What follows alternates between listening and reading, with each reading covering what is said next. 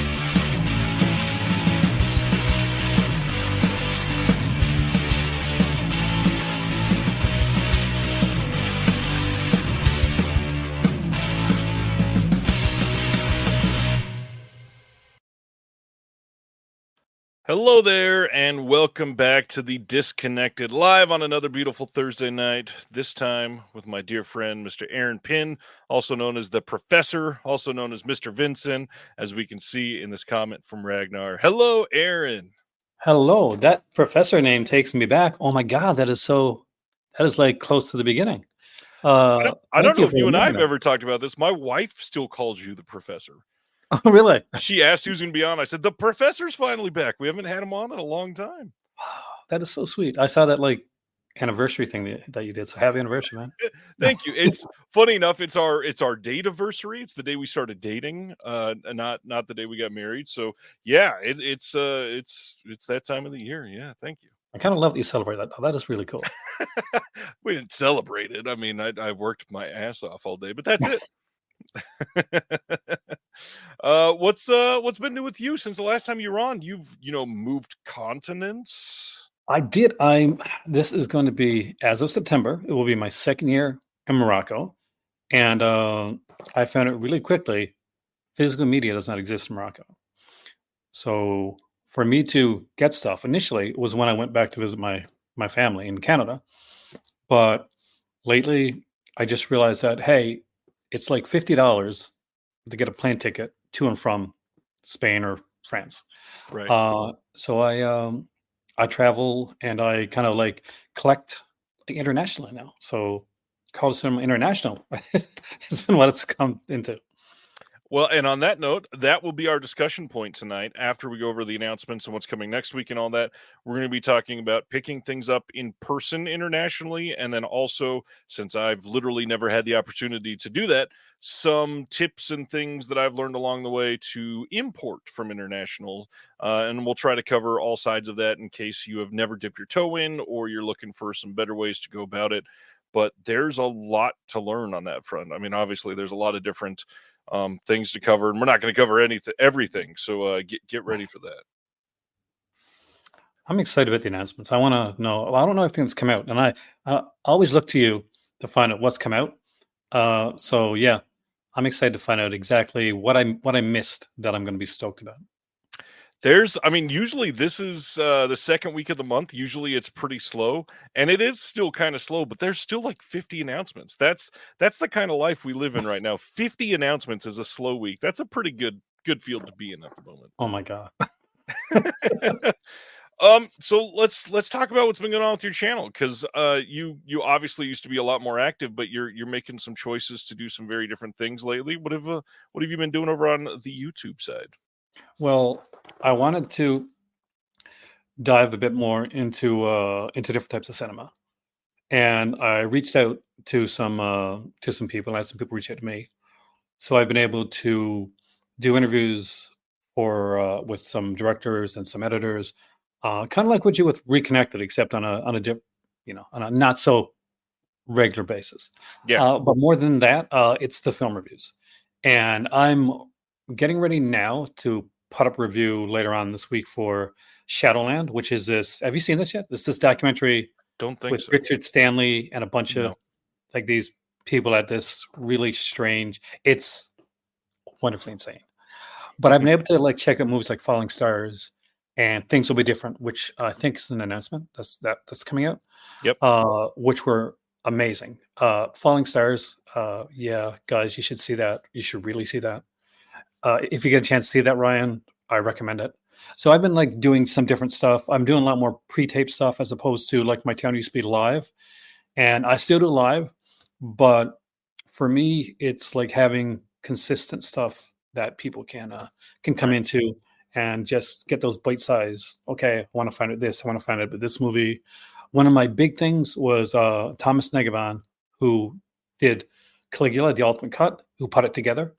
I was able to get him on, and he's a massive comic book guy like me, and he's friends with Grant Morrison. And I geeked out so much when I found out that he was friends with Grant Morrison because that's one of my favorite That's comic book awesome. writers. So that's much. It's been going. It's been different, but it's been interesting. Yeah, very different. You spent a lot of time with Malcolm over the last year or so, and just very, very happy that you seem genuinely happy, which is nice.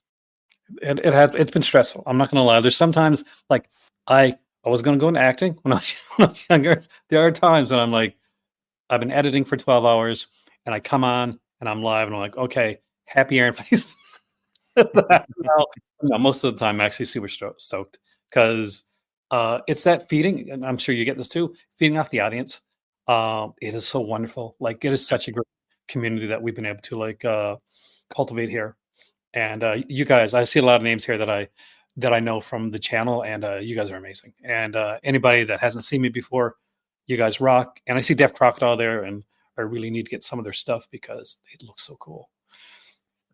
It's pretty great. I know that there's been a couple in the chat. Delightful Astronaut is one. Said Aaron started my cinema loving journey, and I can't say much. I appreciate the door you opened for me. So much enjoyment. That's why moments like this are special for me because Aaron did a lot for me as well. We've talked about this on and off camera many times, but we have called you the professor so many times because you've passed along a lot of that knowledge that a lot of us just never had. And the ability to share what you've been witnessing and holding dear to you since you were, literally a teenager on many of these films is an impressive feat and something that I will cherish forever. I've always appreciated you, and I always will. You're gonna make me all misty-eyed.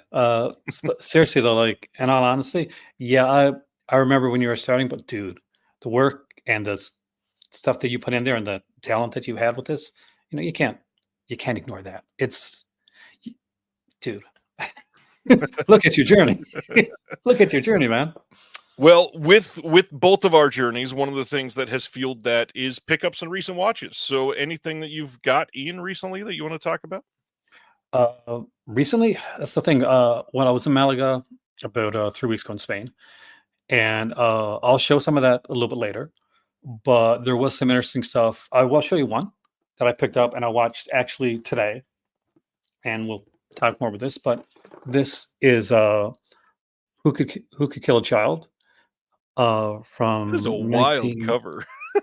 that is from one of the penultimate scenes in the film. Have you seen this movie? Oh yeah, many times. But you don't expect a cover like that for sure. It wrecks me. But it's a wonderful thing. Like Spain is really known for their digibooks, and I'll show you a couple more of those actually a little bit later on. But this is one I watched today, and I forgot this movie a lot since it's been a while since I'd seen it. Yeah. And I finished the film, and I was emotionally wrecked.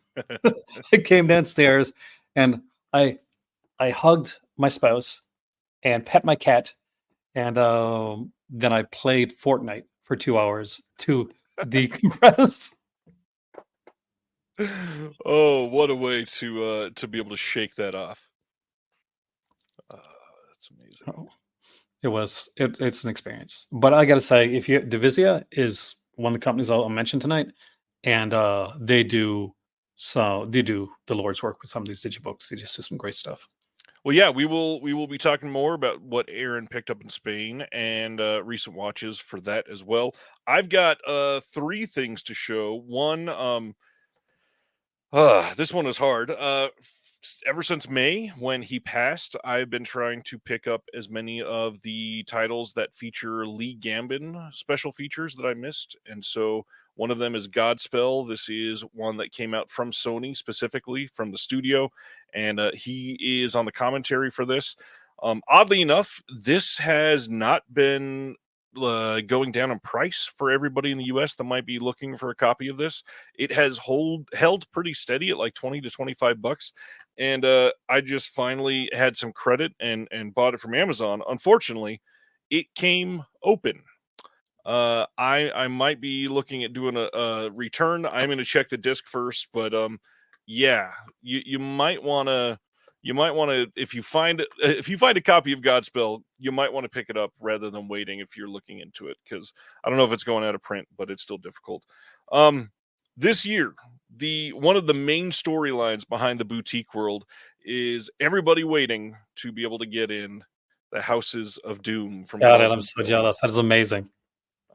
Finally came in. This is one ordered February or March, I think.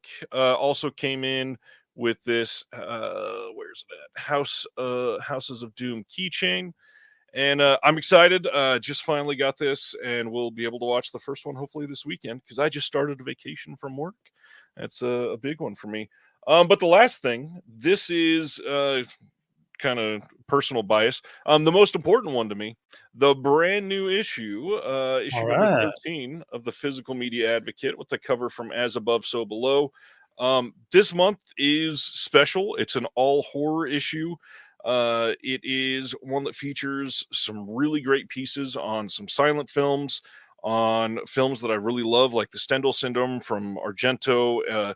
There's a long piece from Michelle Kisner on Ty West's trilogy of X and Pearl and Maxine, and it's just a special one. This is a great issue.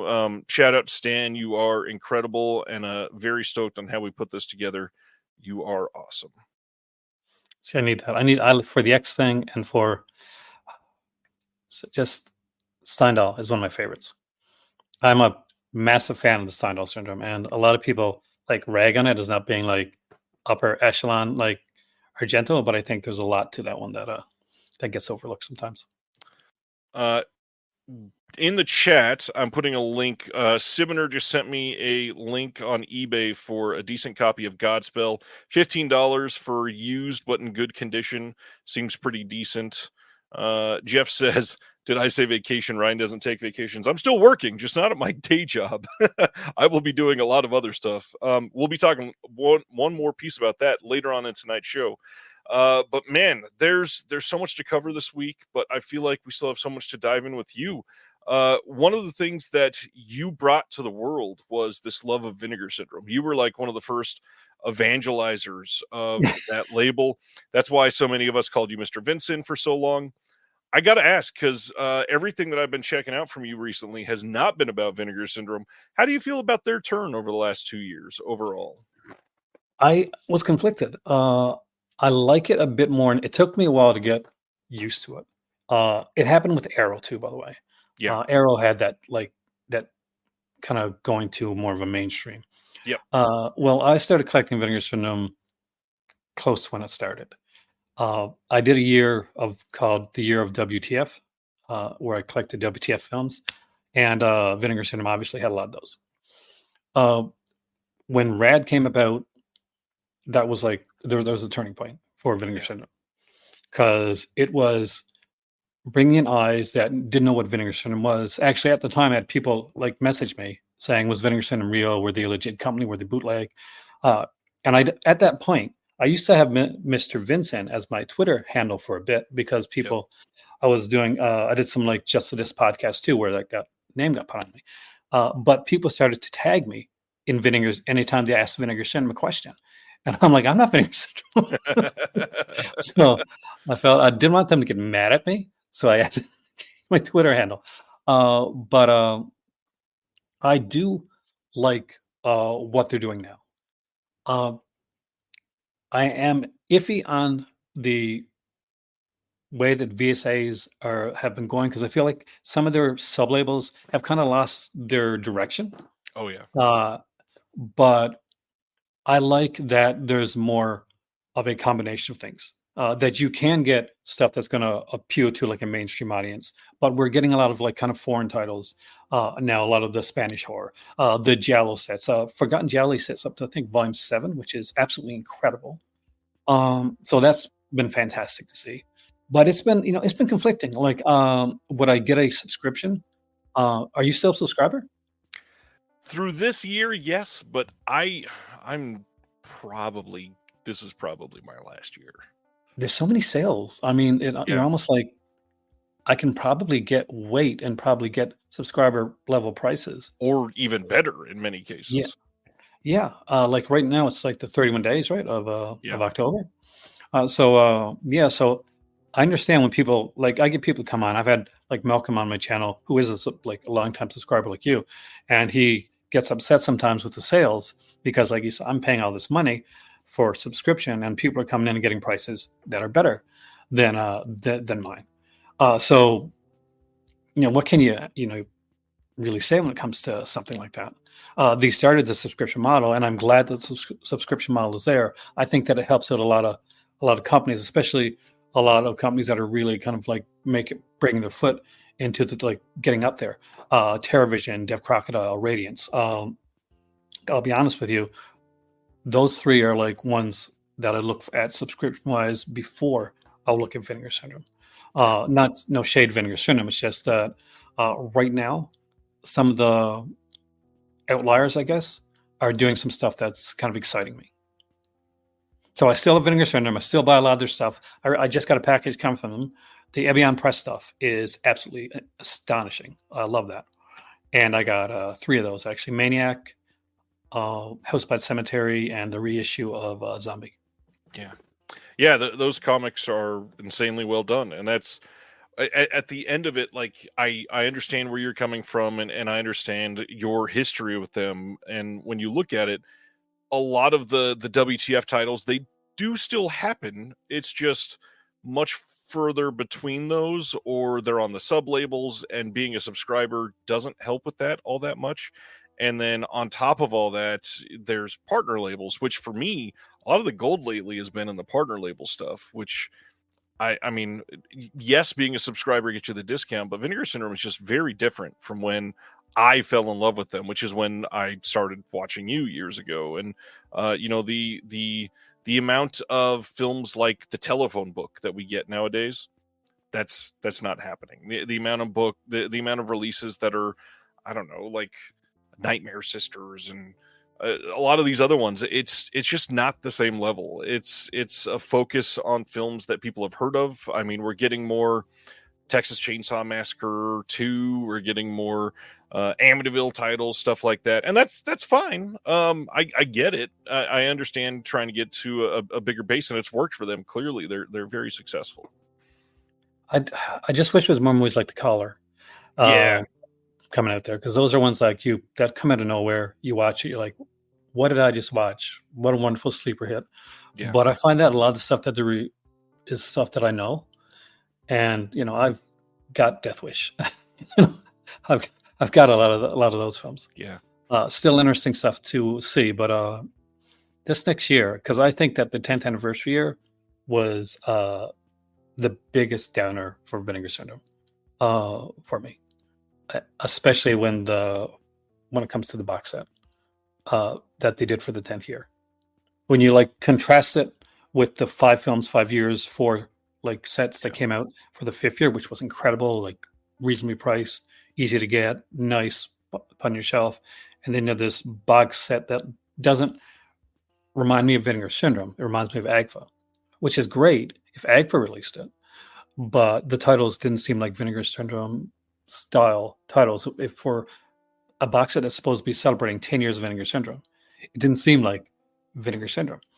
That was one of the big things for me last year, because I almost re-got a subscription again just for that set, and I do still want to have that set for some of the Curiosity titles. Yeah. But it wasn't Vinegar Syndrome. And I'm like, You know, that was a little sad for me, especially for something that's been named after it. And to this day, like people come to my channel, or I'll get like questions all the time about Vinegar Syndrome.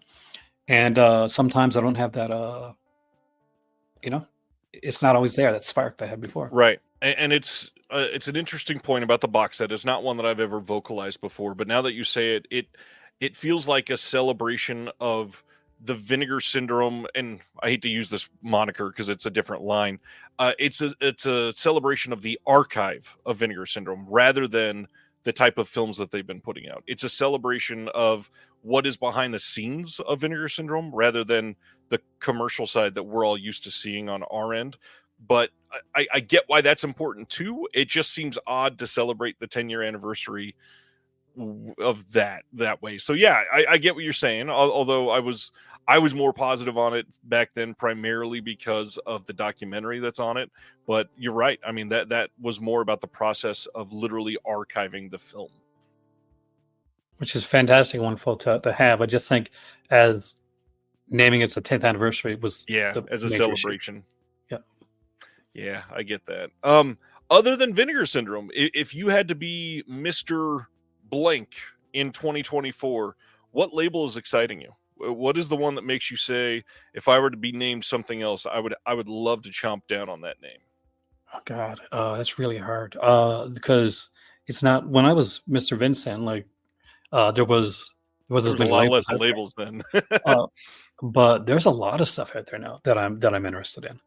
Um, there's and here's the thing, like my taste and stuff, not so much has changed. It does change. It does evolve over time. The stuff that you that you like and that you want, because you start watching. Like I had a lot of Scream Factory. I got a lot of Scream Factory titles because I'm a big slasher fan. And Vinegar Syndrome gave me these like really unusual kind of fun titles. But recently, I went to Paris and I went to the Sorca Metaluna, which is like pretty much the exclusive place to buy like boutique label titles, Yep. and in France. And they had everything there. So I got to look at TerrorVision, I got to look at Radiance, I got to look at Crocodile, I got to see all these other things, and I'm like, I don't know. And aside from that, I'm starting to find these labels that I didn't know existed before. One of the most fascinating ones, which we'll talk about later, is Fanta Terror, which is it's a label about based on Spanish horror, and the title and label name in and of itself is really harkens upon like a specific period in time in Spain, and this when this revolution of like horror was trying to come through around in the 60s and 70s, at a time when there was a whole bunch of political strife and upheaval, which is absolutely fascinating for me. But I don't know, man. I guess Mr. It'd be like How a about question. how about another label that you got me turned on to? David agrees in the comments. Mr. I love Mondo Mondo. Macabro. I so love They, Mondo. I feel like they're doing better than they have in years right now. When I moved to Nova Scotia, which is where I lived before here, our first year there, my better half is from Morocco, and she was like really into a lot of the foreign films, and that's how I can get her to watch horror with me because she's not a big horror person. But we found Mondo Macabro had a sale, and we decided that Christmas we were buying each of ourselves Mondo Macabro titles. So I got this big box for me and Hind of Mondo Macabro titles that year, and I apologize. The guy that runs it, sweetheart, basically he got sick, and he said that we were going to be a week late getting the titles to me, and he actually emailed me like, "Who does that?" and says, "Hey, it's going to be about a week later. I hope you don't mind." I'm like, Right. "My God, thank you so much, for letting me know." But that's fantastic, and had them before Christmas, and we spent Christmas watching Pakistan Dracula, and just some of the crazier titles, Alucard, and just wonderful stuff. Alucard, the great stuff. That's a good one. Mondo's had a hell of a year. We're going to talk about their sale in just a little bit as one of the announcements. And yeah, speaking of announcements, how about we get into those? I'm ready. All right. First one up after last week's show was Creep, This is coming from Second Sight on Blu-ray in the UK on December 9th. This is going to be an incredible release, it looks like. There is a standard edition coming out on the same day if you don't want the big box set. This is going to have a new audio commentary with the director, the editor, and Mark Duplass himself.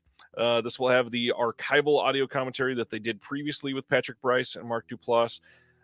There's going to be a live Q&A with the cast and crew. That was a 10 years of Creep celebration, some deleted scenes, alternative scenes, alternate endings, and then, of course, if you get this deluxe limited edition, you're going to get the rigid box that comes with the new art on the outside, a 70-page book with new essays by Sarah Appleton, Kat Ellinger, David Kittredge, and Amber T., plus 6 art cards. Have you seen Creep, Aaron? I love Creep. I love its sequel too, so I hope Second Sight puts that out as well. You know what would have been awesome? The wolf mask. Yeah. Because that is such a cool aspect in the film.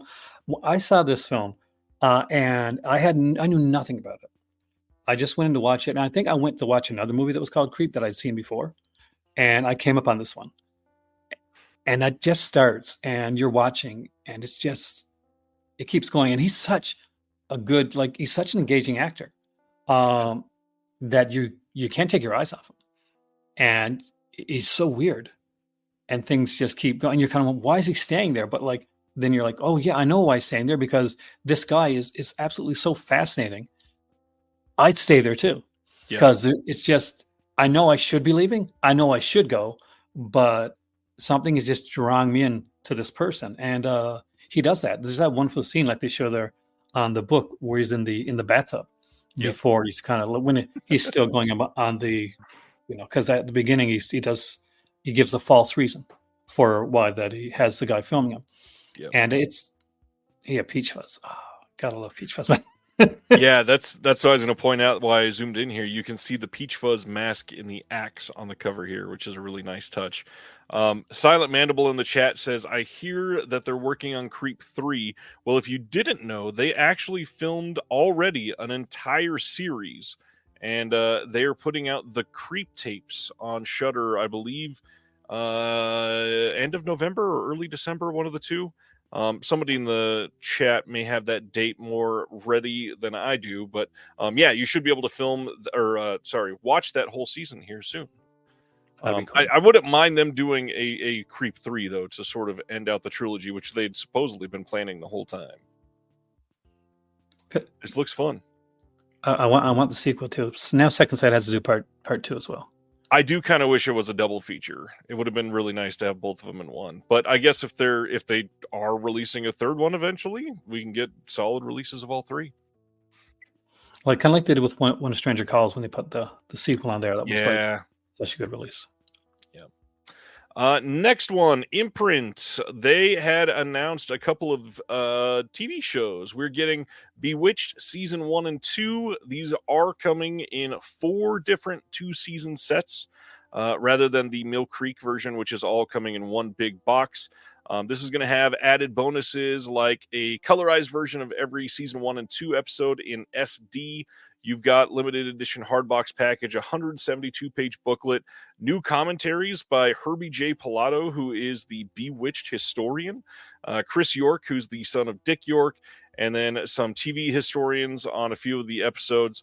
The big thing, though, is the price difference. Did want to put that for everybody just to pay attention to. The Mill Creek set is going to be way cheaper than this. However, this is going to be far less compressed.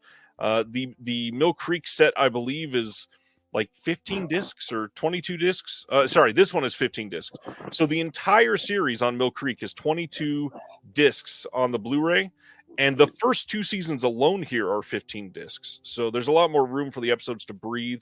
They're not going to be as grainy, guaranteed. I'm far, far certain that the quality here is definitely going to be quite a bit higher. But Bewitched, I'm sure you've seen quite a bit Bewitched over the years. I have the Mill Creek set in the back. Nice. Hey there, George. I'm a big fan of Bewitched.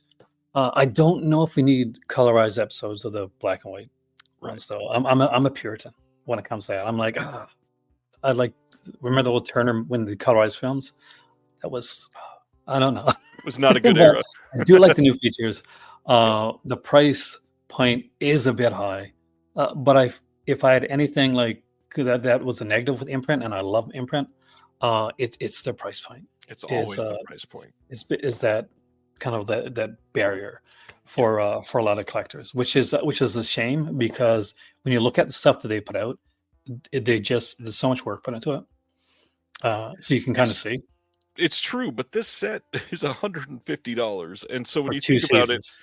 and that's just $150 for 2 seasons shipped to the US, so $75 for 1 season of Bewitched. When you break it down like that, that's a lot. Yeah, like this is. I'll be honest with you. Like this is nice. It's unless Imprint contacts me, like this is probably a pass for me. To be honest with you, because it is a bit pricey, and like when you're like dollars are. Hey, Kubrick, when your dollars are kind of trying to get everywhere, Yep. you're stretching that almighty dollar. Like that's a lot for when you can get a lot of really nice stuff for that price. Oh yeah. And another nice thing that you might want from Imprint is I Dream of Jeannie, the complete series. This is coming on a 22 disc set. This is going to have all 139 episodes presented in 1080 HD, of course. You got a 300-page booklet on this with story information for every single episode. You've got the option, again, to view season 1 in original black and white or colorized SD. You've got audio commentaries, but none of this is brand new. So if you're a big I Dream of Jeannie fan, you probably have access to these. It's behind me. I Not kind that of figured. Yeah. I Dream of Jeannie is one of those shows I grew up with. Yeah. And it was in reruns by the time I watched it. But I love this show. How much is this one? It's around the same price, if I remember right. But at least it's a full series. Like, Right. It's as opposed to 2 seasons. Like I can understand this one a lot. And I'll be honest with you, I love Bewitched. I do like I Dream of Jeannie just a little bit more. Yeah, this one would be more of I'd lean towards, as opposed to like, because it's complete. Right. But again, $600 for the whole series of Bewitched is going to be a lot. Yeah, you got to really like Bewitched, man. Yeah. Or just have that. Next up, the brand new Joker movie that has taken the world not by storm, but by a fart in the wind. Have you seen it? No, I've not seen it, but that's true of most people. I would like to see it. Oh gosh, Chris says I Dream of Jeannie is $230 US. Whew. Anyways, this Joker sequel steelbook is one that you can pre-order now from Groove and Walmart and a handful of other places like Amazon if you would like. I've heard a handful of decent reviews, but quite a lot more really stinking reviews.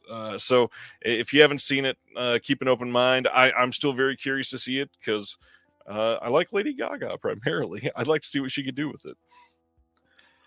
It's interesting. Yeah. I'll put it to you. I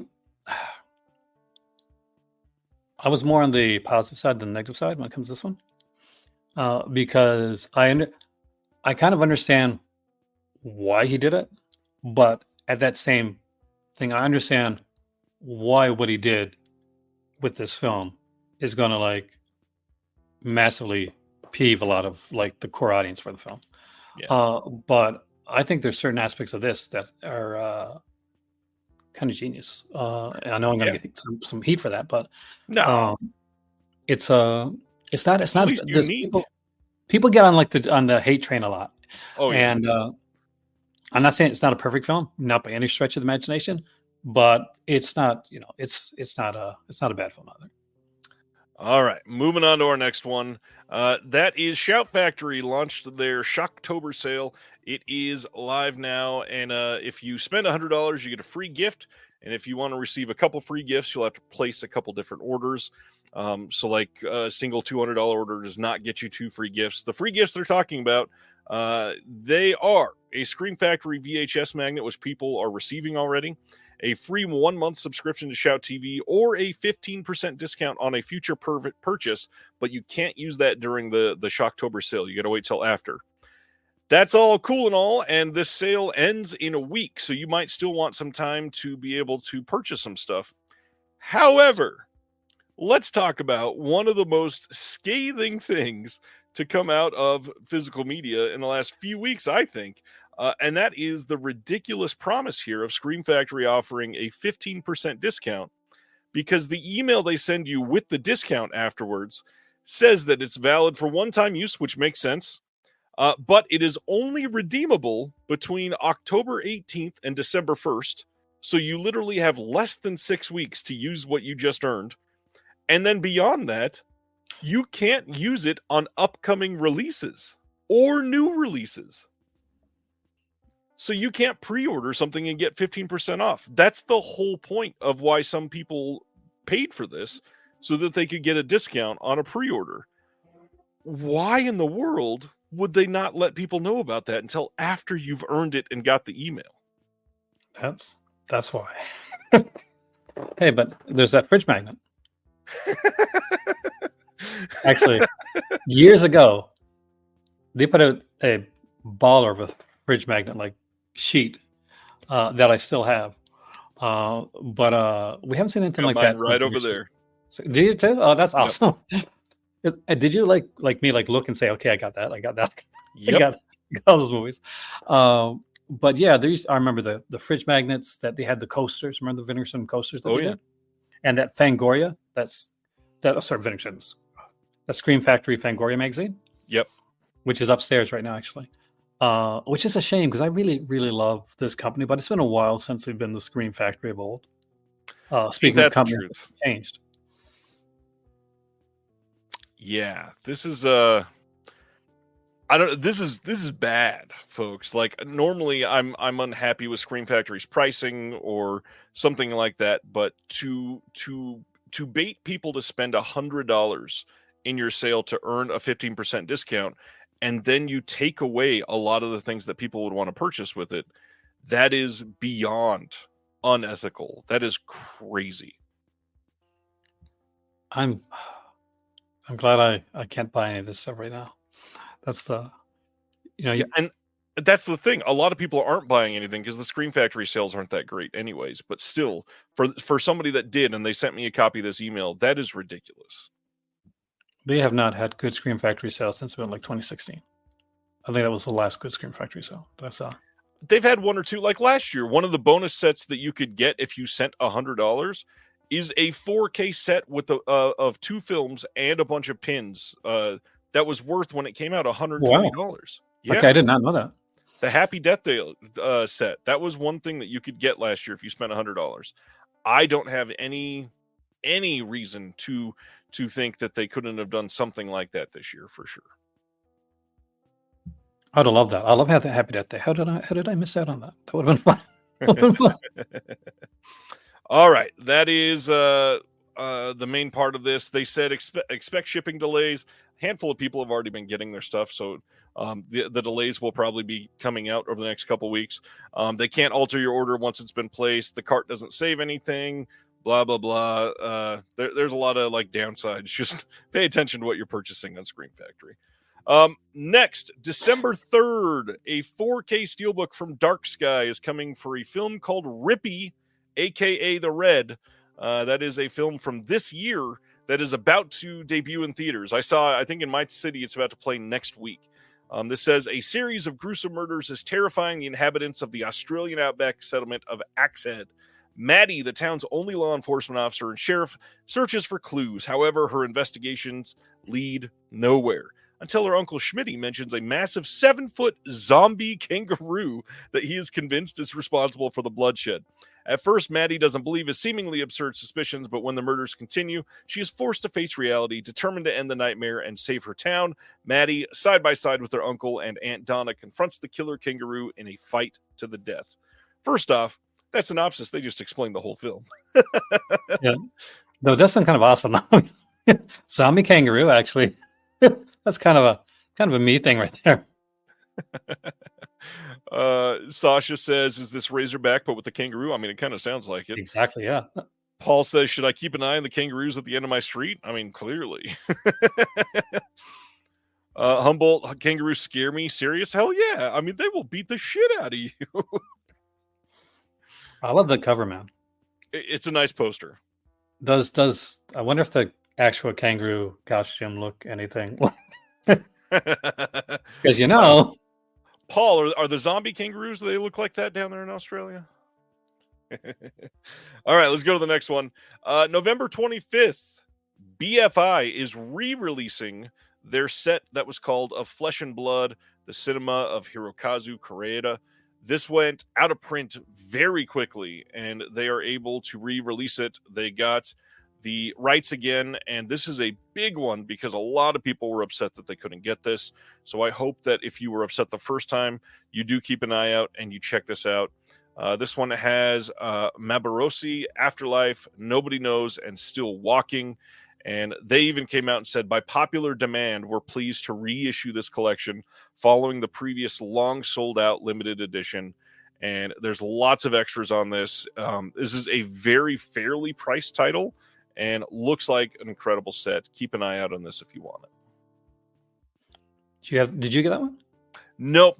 This was I was just simply not paying attention to BFI back when this came out, and it's gone. It is one I would like. I don't know that I don't think I've seen any of these films, so this would probably be a great set for me.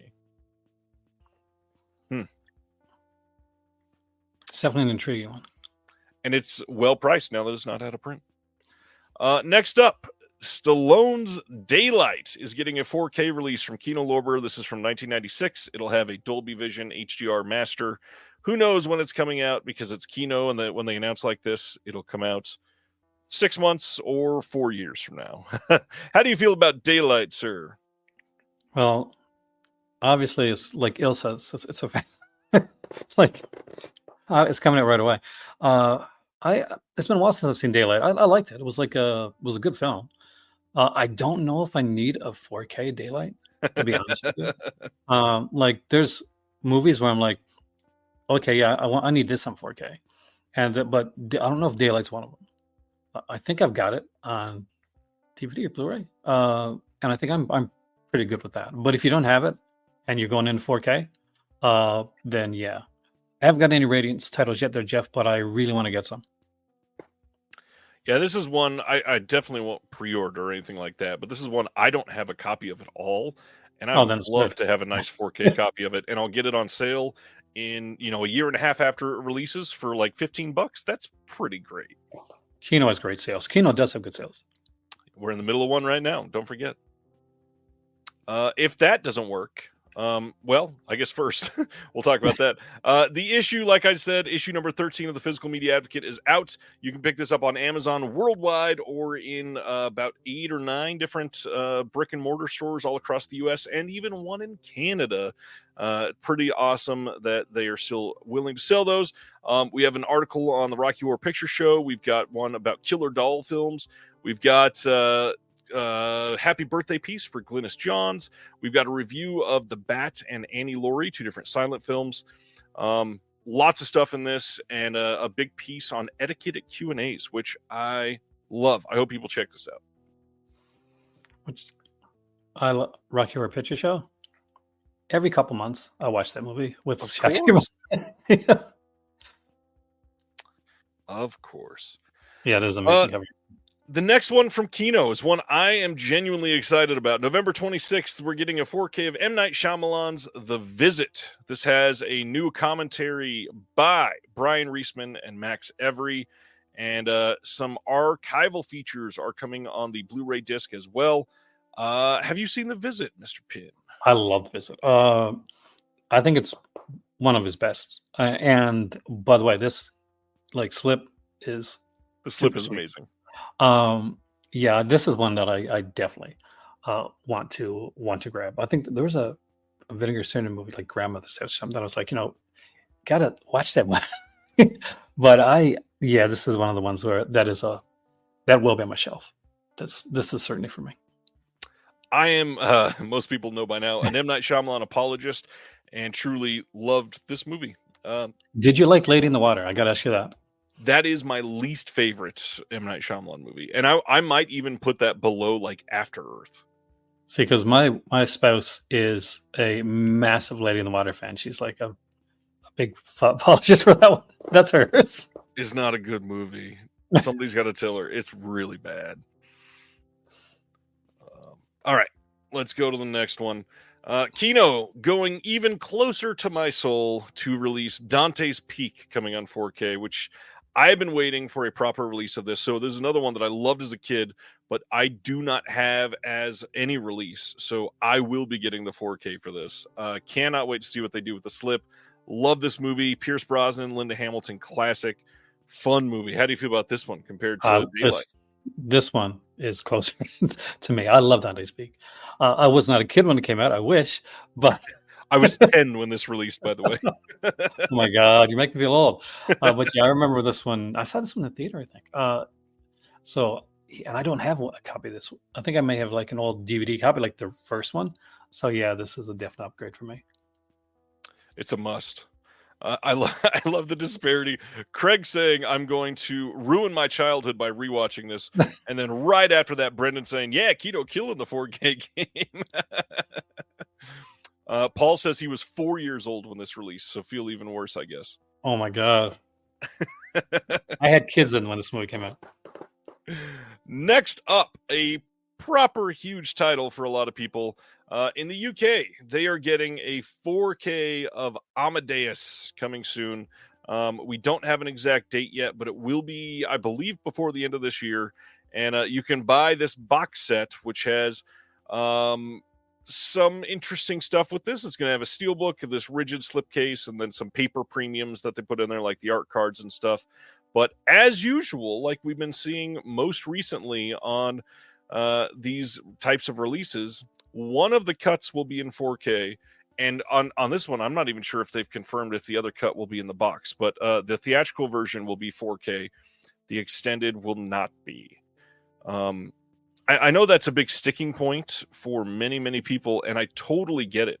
I would like them, when they announce these titles, explain why the other one is not in 4K. Like, if you don't have the materials for it, let us know. Let us understand. I think that would be the reason, actually, because, well, theatrical should have all the elements there, where the extended cut may not have the elements to do that, right, or to do a branching. So this is one of my favorites. I'm a massive fan of Amadeus. I love this film. I'm a big music person, and I listen to like all genres, from like metal to opera to Amadeus, and I just absolutely fell in love with this film. Yeah.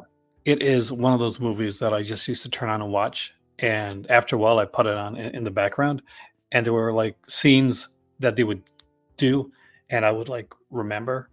And Amadeus is just like, he's a rock star in that, like in this movie. It's such a good film. Ronnie is asking, does this mean a Criterion 4K is coming soon? It doesn't necessarily. The fact that Warner Brothers themselves is putting this out in the UK, they very well could put it out in the US as well. So we'll see.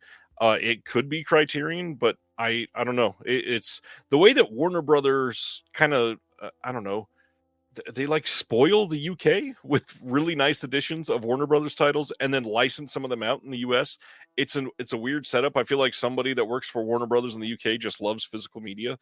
But we'll see. Not entirely sure there. Will this release be kind of like those recent HMV exclusives where they put out those Mad Max titles, which look absolutely... Did you see those? They look absolutely gorgeous. I mean, I saw the cover.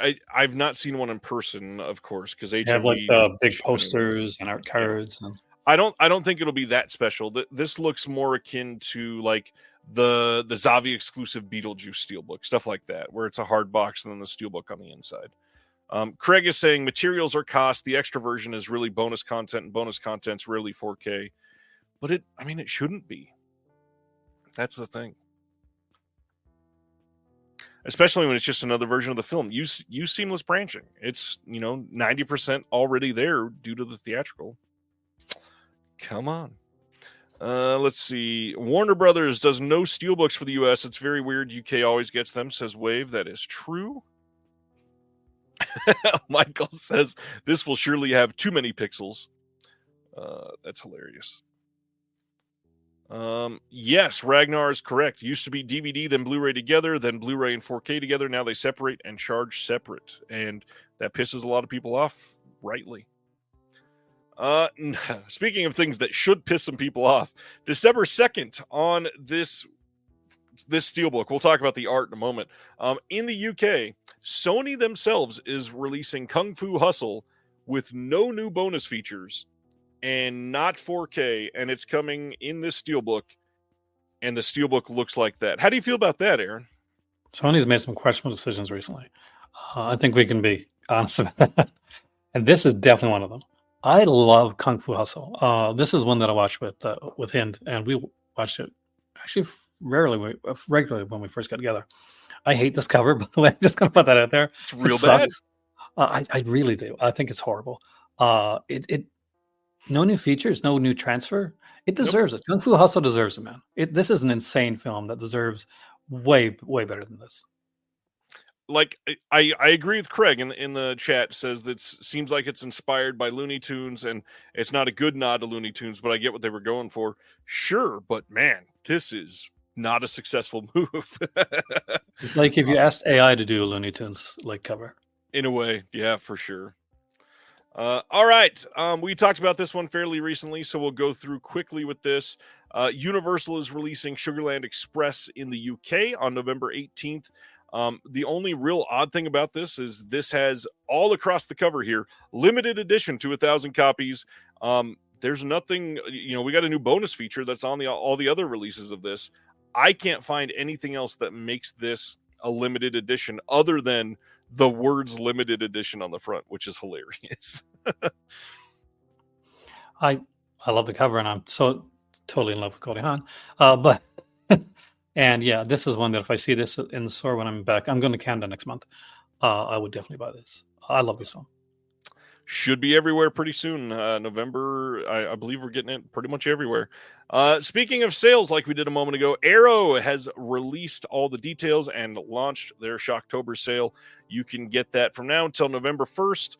And like Aaron and I have both talked about with Arrow sales many times in the past, the U.S. version of the Arrow sale is not that great. It's about $18 to $20 a title that for the Blu-rays only. For the 4Ks, it's like $23, $24. But the real deals here are if you go to the UK version of the sale, and not only are they going to be cheaper for you, but they also carry third window titles, and those are on sale.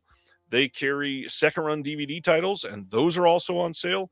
The big thing to remember is shipping is freaking expensive nowadays, and to really take advantage of this, you got to buy like 4 to 6 titles, depending on the price, to really make it worth paying that much for shipping.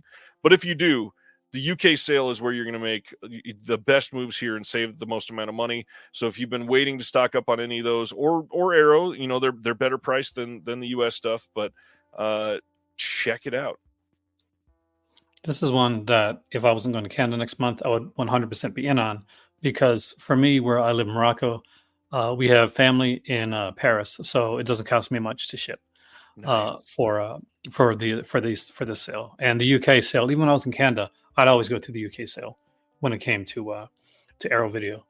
There's just so much nice stuff that they put out that I love. That set there, the Nika Masaryaka set, is one that I really need to get, because I constantly talk Nika Masaryaka on my channel, and it's kind of it's almost a running joke right now. But that is pretty cool. The films in that set look very good. I'm kind of surprised they put that much time and energy into it, because it's his lesser known, more comedy films. They look really good. Well, if you get Blind Date from Scorpion when it came out, which is a fantastic film, it's an underrated one. There's a featurette on that one talking about the early films of Nika Masaryaka, which is probably on that set. I remember like watching this feature and like, I need to see all these films that I couldn't see before. And now Arrow's put them all out on one beautiful set, and I really need it. But anybody who has picked up Blind Date with Joseph Bottoms and Kirstie Alley, definitely we're checking out. But definitely worth. Yeah. All right, that is Arrow. Raven Banner. We have not had a new title from Raven Banner in a long time. They are a Canadian company, if you've never heard of them. In early November, shipping, they had come out and said probably shipping right around middle of November. They are releasing Frankie Frico. This is the 2024 film from the same director that did PG or Psycho Gorman. And this thing is getting really fun reviews. Like, it sounds like if you really like Psycho Goreman, you're probably really going to like this. This will have an audio commentary with the writer and director. This will have one of the actors on that commentary, the cinematographer, behind the scenes stuff, some other conversations, some Q&As, trailers. But the big thing is, if you buy this special Raven Banner release, this will have a reversible slipcover, it says. I don't think it's the slip. I think it's the sleeve on the inside. A CD soundtrack featuring the full film score, and then a booklet of illustrations by Bob Fingerman and a Frankie Frico greeting card. Now, they did something really special like this for Psycho Goreman, and it was great, and it sold out pretty quickly. If you think you're going to love this title, and it comes out at like Orbit DVD, which Orbit usually carries their stuff, you might want to pick it up sooner than later. I can't wait to get this. That's awesome. I mean, like that's the thing I wanted to say was that the Psycho Gorman set went so fast. Yeah. I was shocked, and they put out such good stuff. It's so refreshing because a while back they hadn't put out stuff for a while, and there was like rumors that Raven's Banner was going to be no more, that they were shutting down. Yep.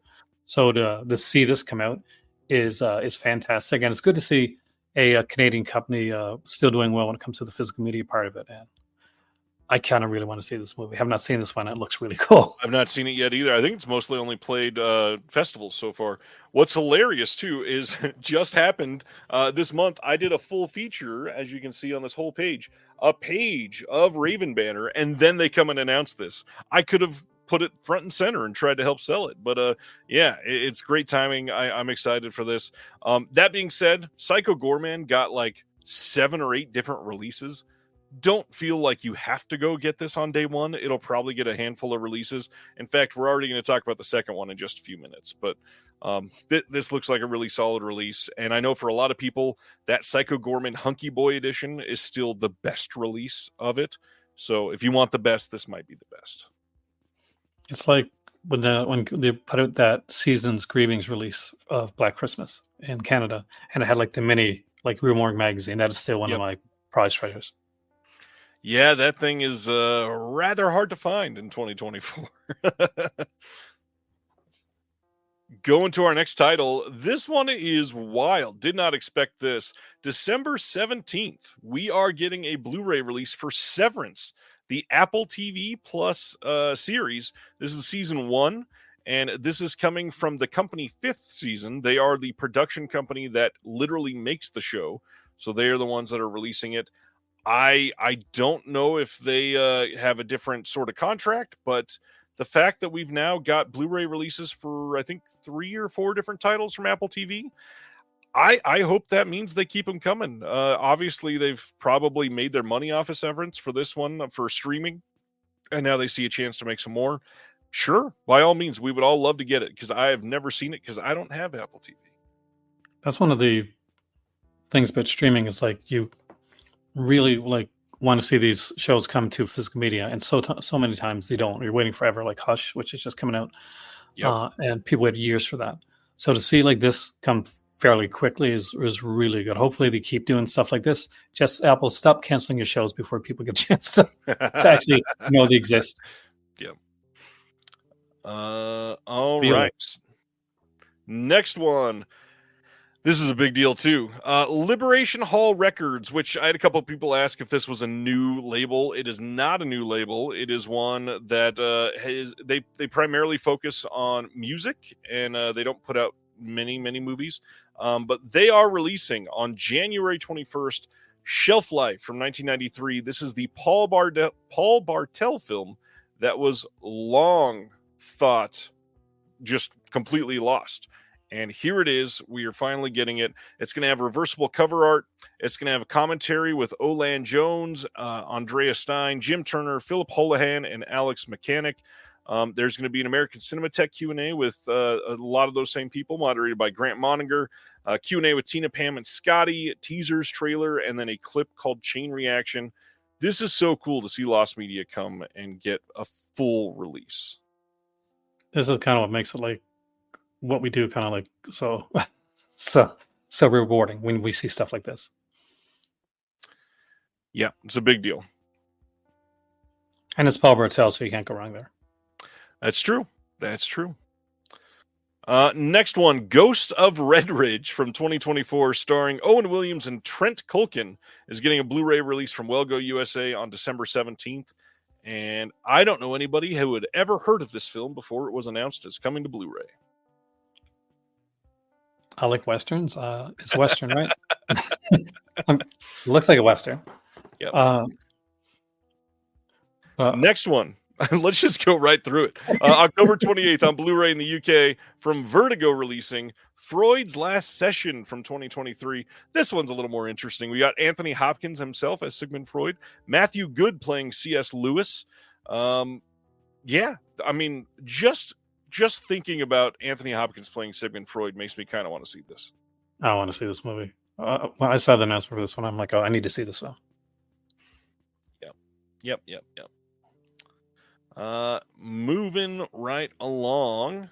Hey, Aaron's going to talk about this movie for a minute. November 18th, Lightbulb Films in the UK is releasing Things Will Be Different from 2023. This is the brand new feature from Justin Benson and Aaron Moorhead. And yeah, why don't you talk about Things Will Be Different? I got a chance to see this one. Had people reach out to me, and I sat down to watch this. I did not know what I was going to. I didn't even watch most of the trailer. I watched half the trailer. So no, I'm going to stop because I want to go in kind of blind, which is a really good way to go in. What I can tell you is it is a very trippy, very unique, kind of almost kind of Twilight Zone-ish style film, elements of something like a Time Crimes or a Triangle, but still kind of its own unique thing. Basically, it is a brother and a sister. A robbery has happened, and they need to hide out.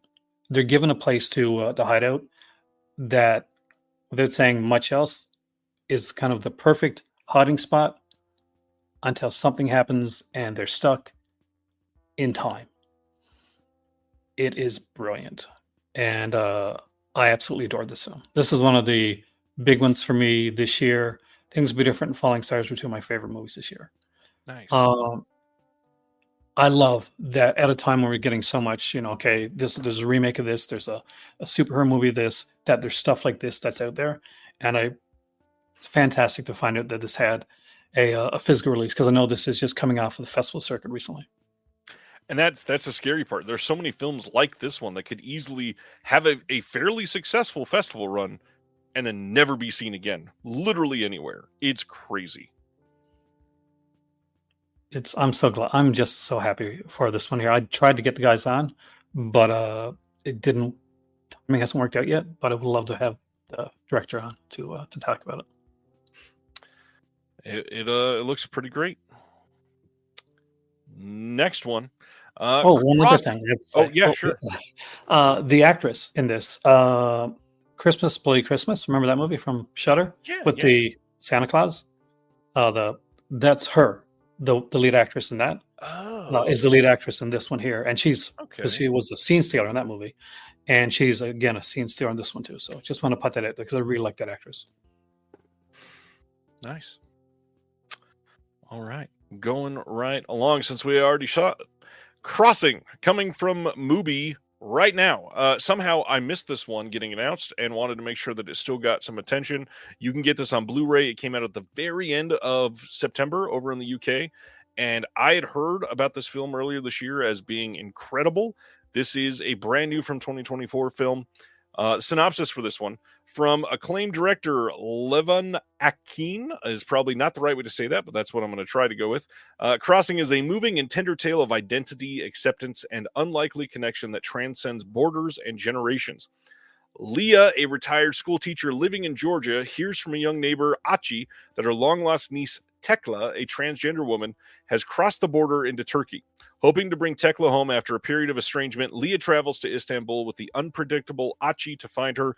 Exploring the hidden depths of the city, they cross paths with a transgender lawyer called Evrim, who helps them in their search. As a reluctant and surprising friendship forms between Achi and Leah, the unexpected duo begin to discover that Tekla may not want to be found. With remarkably authentic performances from everybody that is in this film, Akin's third film offers a vibrant and evocative portrait of the city of Istanbul. It's humanistic and compassionate. This hopeful vision of forgiveness is a heartfelt portrayal of overcoming the degrees of separation that divide us. And that just sounds great. It sounds like an absolutely fantastic film. And by the way, that cover is gorgeous. It's great. Mubi does really good with their art. I want, this is one I want. Yeah, this is one that I actually really want. It's at Orbit DVD if anybody's in the US and is looking for a copy of it. I still can't believe this is still a thing. December 17th, The Walking Dead Daryl Dixon Season 2, aka The Book of Carol, is getting a Blu-ray Steelbook on December 17th. This is not the art. This is just a promotional poster.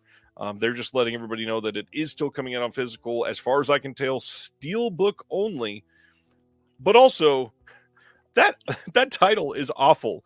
The Walking Dead, Daryl Dixon, The Book of Carol. Oh, that's real? I thought you were joking. Nope. That is what it is called. I have not seen this show at all, actually. I'll be bluntly honest with you. Yeah, I've not seen any Walking Dead stuff since season 2, which feels like a lifetime ago at this point. You didn't see the governor? You got to see the governor stuff. Planet Mondo's here. What's going on, sir? Why does The Walking Dead look like a Star Wars Disney Plus? It really does look like a Star Wars Disney Plus show. It does. It kind of look that. It's got that accolade like look to it right there. It does. I did not put that together. It truly does. Hey, we talked about this. Let's go into some more details. The Mondo Macabro Halloween sale is starting in just 12 days on October 22nd. It is going to be on until the 27th of October. And all of their old catalogs are going to be on sale. All that same stuff as usual. They're all great titles. Pick as many of them up as you can or as you want, whatever. The exciting thing, though, they're also going to be selling 4 new titles. 3 of them are going to be 4K Blu-ray dual format releases in slipcovers. And then one of them will be a regular Blu-ray release in one of their standard red cases. But one of them will be Cafe Flesh from 1982 coming on 4K as part of this sale. That is a big damn deal. Of all the sales that are out there, guys, this is one of the ones that I hope you guys support because they put out some amazing stuff.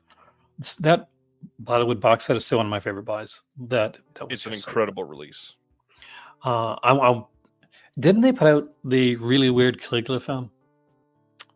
Not Caligula, Caligari film. Oh, Dr. Caligari. Yeah, same director as Cafe Flesh, by the way. Yeah. Is it as insane? I'm trying to remember Cafe Flesh because it's been a while. Is it as insane as Caligari was? Because Caligari was like... It is as stylish, but it is a hardcore film. So be prepared for that. Oh, okay. I remember this film. Okay. Yeah. So no, that's going in, guys. Yeah, the Bollywood box set is criminally underrated. It really, really is. But yeah, I would say like out of all these sales that we've talked about, Scream doesn't need your money, but Mondo definitely puts out some really great stuff. Yeah, this is one of those companies that somehow their curation fits my style of what I want to watch like 98% of the time. I think there's only ever been 1 or maybe 2 titles that I've kind of just not been thrilled about, but they've still not been bad. There's lots of titles released by other companies that I've thought were very bad. The Mondo stuff is always... Nash wasn't cool. Yep, that is true. Yeah, there's been some great stuff though. Mondo is pretty much always great. Let's see. Simner says they need an IMDb for adult films. It exists actually. There are, yes, there is one, and I believe on, I think it's on Letterboxd. They have instituted a filter so you can search for adult films, but they don't come up in the regular search. You have to put a little like suffix at the end of your search. Just a heads up, you can look that up. Let's see. After the magic they did on Dr. Caligari, can't wait to see Cafe Flesh once again. Fun City Editions released the vinyl for Cafe Flesh. They sure did. Yep. Craig says, is that a Skinamax as it looks? No, it is much more hardcore than anything on Skinamax. Oh, yeah. Wave is asking, is there going to be some Japanese films released during the sale? Yes, they have confirmed that Bohachi Bushido is one of the other titles coming in this sale. If you go read the Mondo Macabro forums, there is some guesses on the third 4K release. but I don't know. I don't think anything else has been confirmed yet. Yes. All right, going to our next thing. The Roundup Punishment. I think this is the 4th film in the Roundup series. I may be wrong there. December 10th, it is getting a 4K media book release in the US and a standard Blu-ray release from Cape Light International. I've heard these are all great. I also don't think the first one has a Blu-ray release yet.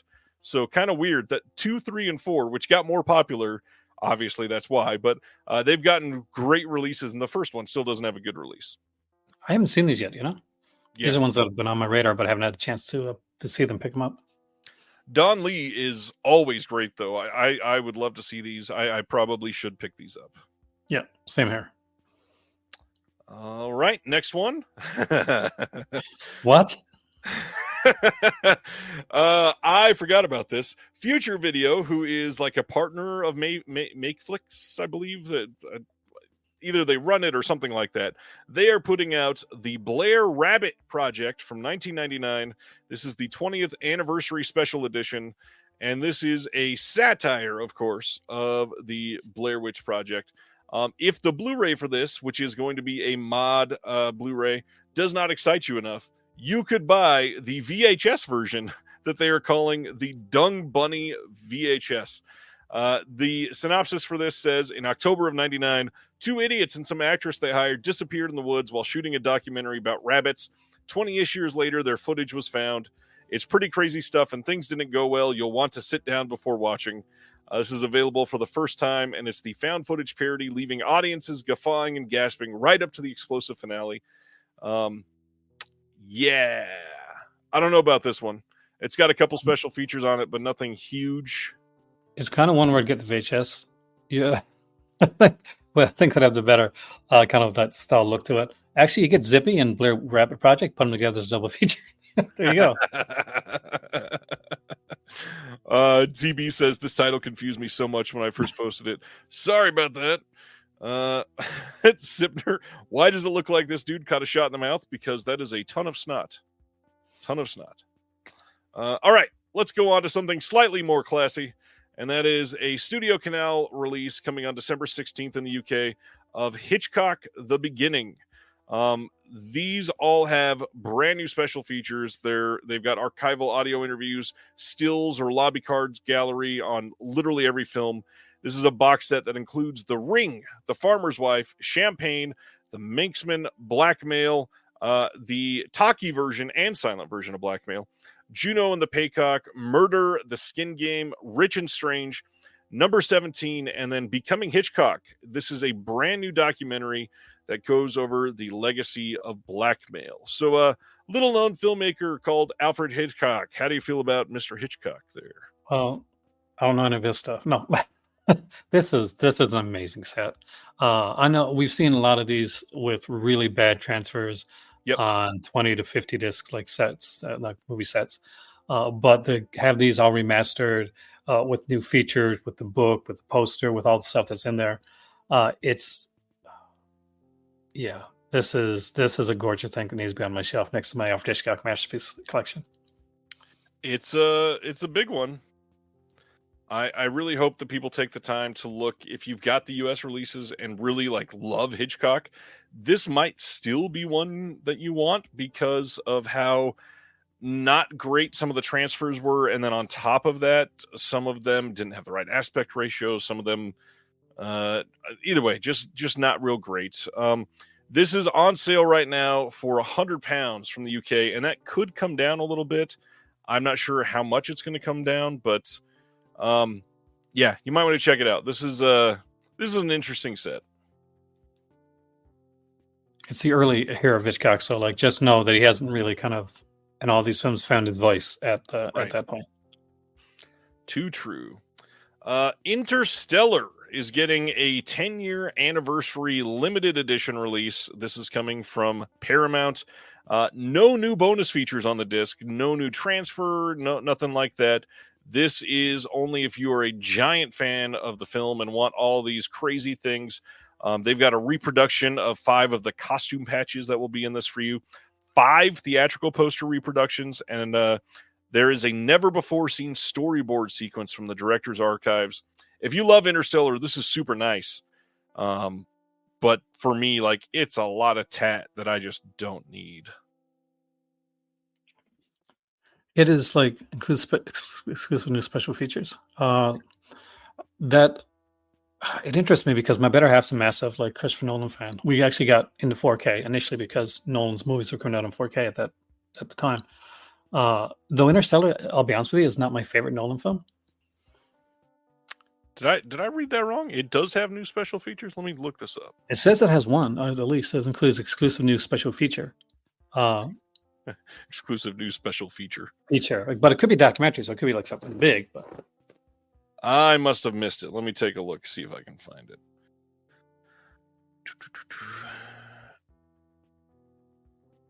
Oh, the new bonus feature is The Future Is Now, a look back at Interstellar. That is the only thing. It's like a retrospective of it. I don't know. I think I'm good with my 4K.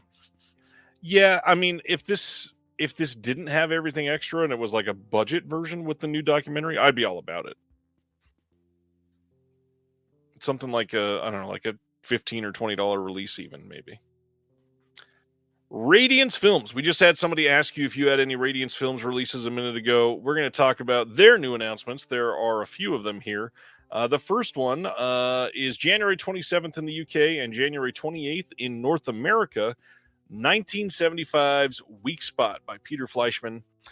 This is going to be a brand new 4K restoration from the original negative by Studio Canal. You've got a new audio commentary by Travis Woods, archival TV interview with Michael Piccoli discussing Weak Spot. Soundtrack expert Lovely John is on this to talk about the Ennio Morricone score, new subtitles, and then a booklet with new writing by Kat Ellinger. This is going to be a pretty awesome release, it looks like.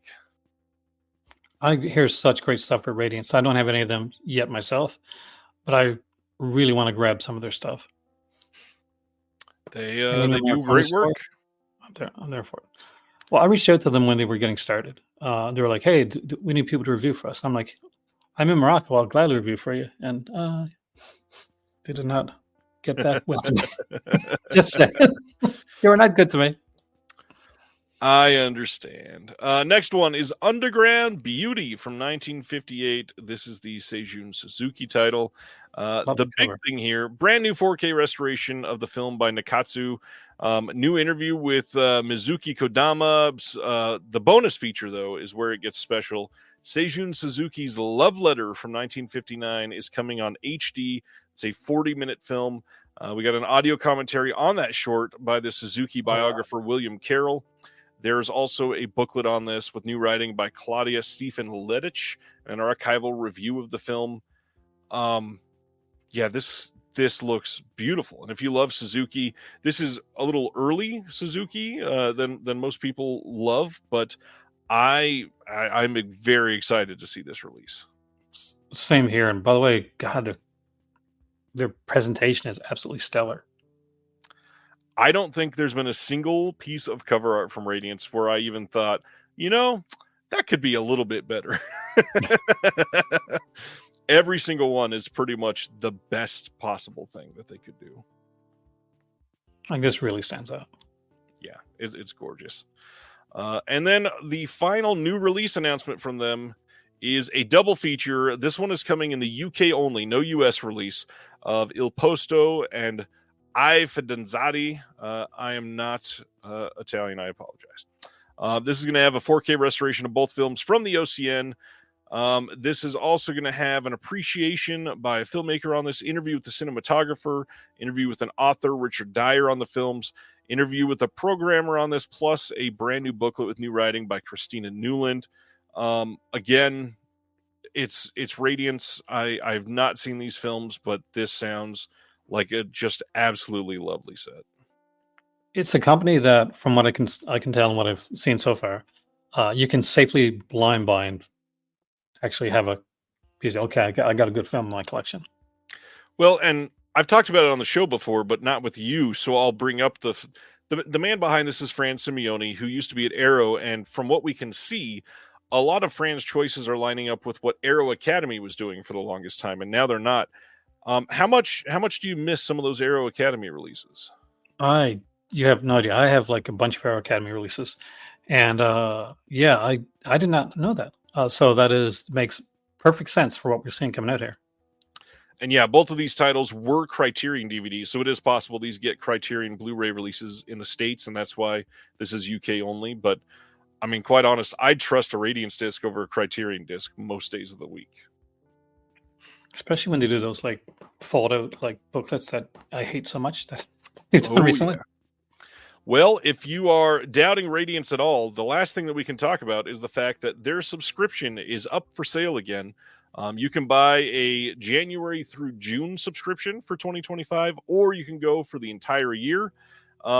There is a special pre-order package on their website that you can get right now, and it is going to be able to come to you. You can get it in coming to you in 2025, and then they are also going to have a July to December package if you just get that 6-month package, so that you can get a full year still.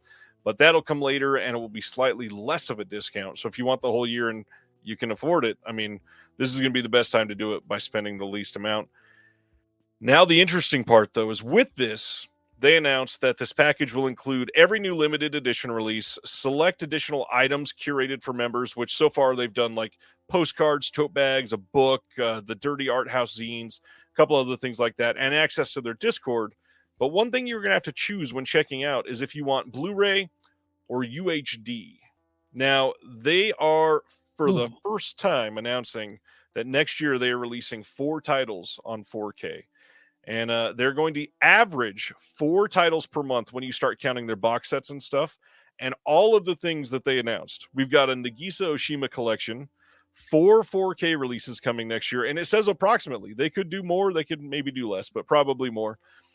Further volumes of our most well-liked box sets, double bill collections, a new French Extremity UHD release, a 1970s horror masterpiece UHD release, 1970s Fantasy World debut on Blu-ray, a Palme d'Or winner, a Claudia Cardinal masterpiece, a time travel mindbender, a slow cinema masterpiece, a ghost story, a couple of serial killers, a samurai classic, a Sundance winner, a film on the Sight and Sound 2022 poll list, a 90s crime film by a celebrated American auteur, French crime classics, controversial classics from North America and France, Hong Kong classics, Dostoevsky, animation, films by Seijun Suzuki, and more. This is a massive tease from Radiance. There are so much on this list that's like, well, holy shit, do I want to subscribe right this moment. Well, just confirmed another World Noir set, that's for sure. Yeah. That'll be coming from them. I'm really curious about that French Extremity, what it could be. Because there's a couple, I've got a lot of them. There's a couple that are missing, so I want to know. Oh yeah, I'm not saying that this is it, but I would love to see a Radiance 4K release of Martyrs. Somebody giving that the academic sort of dissection that you really could give that film would be incredible. That it needs it. I mean, Martyrs is one of those movies that I remember watching, and just like after it was over, like just sitting back in silence and just like, oh, I got to think about something. And talking with my oldest, my daughter, who watched it with me, and just discussing the movie for days. I absolutely adore that film. The remake, not so much, but the original. David Holland is saying, didn't they tease Oshima and Buñuel? I did read Oshima. If I missed it, I apologize. I think I did. Buñuel is coming out in December, I believe, of this year. I'm not sure if something else is coming out next year, though. Excuse me. Without the twist ending, High Tension would have been awesome, but it already has a UK release, so that would not be one of the titles for sure. It's a twist. I'll be honest. I'm a big fan of High Tension, and I think the twist ending is one of the things that makes High Tension what's High Tension. Yeah, that's true. Unreliable narrator, guys. Remember, when you start the movie, you start from her point of view, which actually kind of explains the things that kind of don't make sense later on. Let's see. We have some questions about 29 Palms in the chat, thinking that might be a guess. 29 Palms was already released by Fractured Vision, still in print. You can still get it from lots of places, by the way. Silvestri is saying $850 US, I believe, at 4 titles a month. That's only $17 a title. So if you have the money, that's a good time to buy it. Price. That's a great price. Yeah, Gary, I want to know what their animated title is going to be. That is super intriguing. All right, that is Radiance. Like I said, here's another release of Frankie Frico. This is coming from Scream Factory. This did not even get like a regular announcement. They didn't post this on socials as far as I'm aware. Or maybe they did, but it was after it was up on their website and I posted it. But it didn't come like with their normal monthly slate. This is coming on November 5th, so literally in less than a month already. And this is going to have a slipcover in the first press. It's got the audio commentary and the conversation and some other segments and a trailer, but the Raven Banner release still has more bonus features. So just saying. I would go for the Raven Banner release over this one. And doesn't he look like Thomas Dolby? Like the guy. Yeah. Yeah, I do kind of like this cover art, but I got the song Hyperactive stuck in my head right now. Next one. This is an interesting one too. This wasn't announced with the regular Warner Archive announcements, but I went hunting and found this one. Warner Archive is releasing a Looney Tunes Collector's Choice 1-4 bundle on November 26th. This is coming out the same day that Volume 4 is coming out standalone. So this will just be to condense all 4 into one case. You know, if you already had 1-3, you're not missing anything by not getting this and just getting Volume 4. That being said, it would have been nice to know that this was coming and just be able to get this. However, if 1-3 didn't sell well, this might not have come out. So I understand some people are upset that they're not saving space. However, you did something well. You helped promote physical media, bought all of them. Nothing wrong with that. And now you got Volume 4, and you'll still have just the same amount as everybody else. And I didn't get these 4, and I got all the other Looney Tunes stuff. So this is actually a nice one for me because I'm a massive Looney Tune collector. Yep. And again, the Volume 4, that's still going to be all brand new to HD. They've not been released in HD anywhere else, so it's still a big deal. This is not a release announcement. I had some people ask me about Barbarella. I just used this because I referenced it and referenced the review.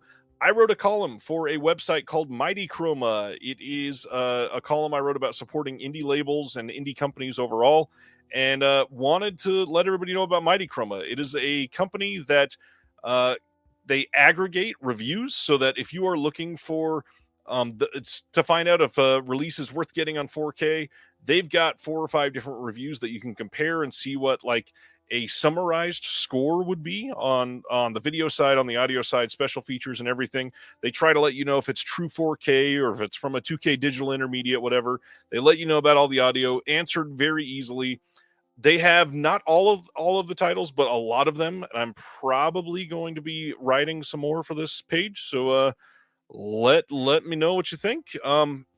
Yeah, this was fun. I hope people check this out. The Fall from 2006 is getting a 4K release in Australia from Umbrella. This will be coming next year. We don't know any details or anything. It'll be coming after a theatrical release. That being said, if you don't want to pay a lot for the Australian release, it is essentially confirmed that Mubi in the US is going to be releasing this on UHD as well. It'll likely get a 4K release in the UK. It could be Mubi there as well, or it could be someone else, but this is going to be a big title on 4K for 2025. Keep on the lookout for that. Have you seen this one, Aaron? This one hit under my radar, obviously, because this cover is like baffling me. If I've seen it, I don't know. Is the cover representative of what the film is? Because right now it's not hitting me. Have you seen this one? Yes. This is this is a weird word to use. This is a delicious film. This is a movie that is a visual wonder. It's a bit surreal. It's something that I think you would truly love. It's not an old film. This came out in just 2006, but it's one that the original Blu-ray in the States has always been, for some reason, like never goes on sale, always hovered around like $28 to $35. And so that's really turned a lot of people away. But the movie is fantastic. And I cannot wait for people to see this. How did this slip by me? But I'm kind of glad. I love when there's a movie that slipped by me that I can actually watch for the first time. So, yeah, this is a big deal for sure. Next is Kickboxer is getting a 4K steelbook from Lionsgate on December 3rd here in the US. This is going to be a brand new 4K restoration of the theatrical cut. You're going to have a 3-disc release here. Disc 1 is the theatrical cut on 4K. Disc 2 is the theatrical cut on Blue. Disc 3 is the international version on Blu-ray. For extras on this, we got a new audio commentary with the director and with Mike Leader with the director. We've got an audio commentary with David Worth, Haskell Anderson, and James Bennett. We've got an brand new interview with Jean-Claude Van Damme himself, interview with Michael Kesey, interview with actor Dennis Chan, interview with the DP, John Cranhouse, trailer, TV spot, all that fun stuff. This is a pretty nice looking steelbook. I like the art on this. This is one that I know a lot of people are super into. I've never been a big Jean-Claude Van Damme fan, but this is definitely like top tier Van Damme. I almost picked this up. Well, not this one, but I almost picked up when I was in Spain a steelbook for Kickboxer, which was absolutely gorgeous. I almost picked up like 3 actually Van Damme steelbooks. So this one is kind of interesting for me, but I don't know if I'll grab this release or I'll wait to see what comes out in Spain because they do a lot of that. I had a film fall to my hands the other day, and I was like, oh, they were so sexy releases. Yes, they are. What is next? Only a few left, I think. Indicator, another company that I know Aaron loves. We are getting all of these are January 20th and coming on Blu-ray in the UK only. No US releases this month. First one is Edge of Eternity from 1959. This is going to have an audio commentary with Jason A. Nye. Jose Arroyo is going to speak on Edge of Eternity, an in-depth appreciation by the writer and academic. New subs on this one, and then a booklet with new writing by Peter Cowie, an archival piece on the making of the film by the producer Kendrick Sweet, and then an extract from Don Siegel's autobiography and the film credits.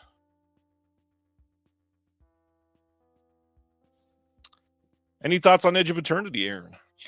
I've seen it. This is one I've actually seen, unlike The Fall, which I kind of feel bad about now.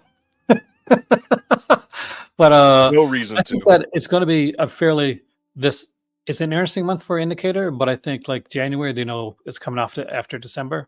So they're keeping things kind of like fairly light, no box set, just regular titles. Low key. Yeah, very low key for January, which is a smart move, I think. Yeah. Because going into later on in the year, I'm sure Indicator is going to be putting out some more of those box sets that I just have to have. Yes, indeed. I think this may be one that I've actually seen.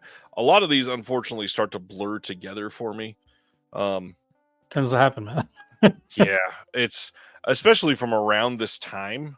It's super easy to have these titles just sort of disappear in your brain.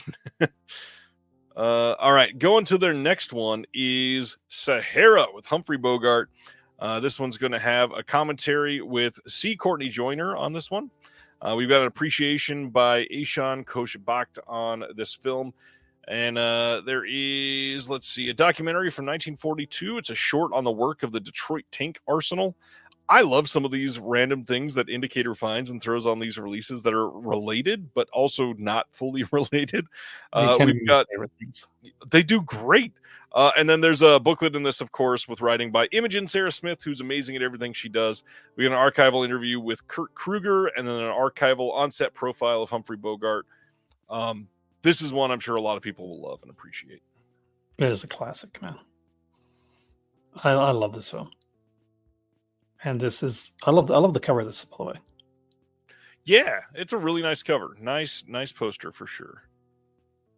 All right. The third one from Indicator this month is Shepherd of the Hills with the one and only John Wayne and Harry Carey and Betty Field.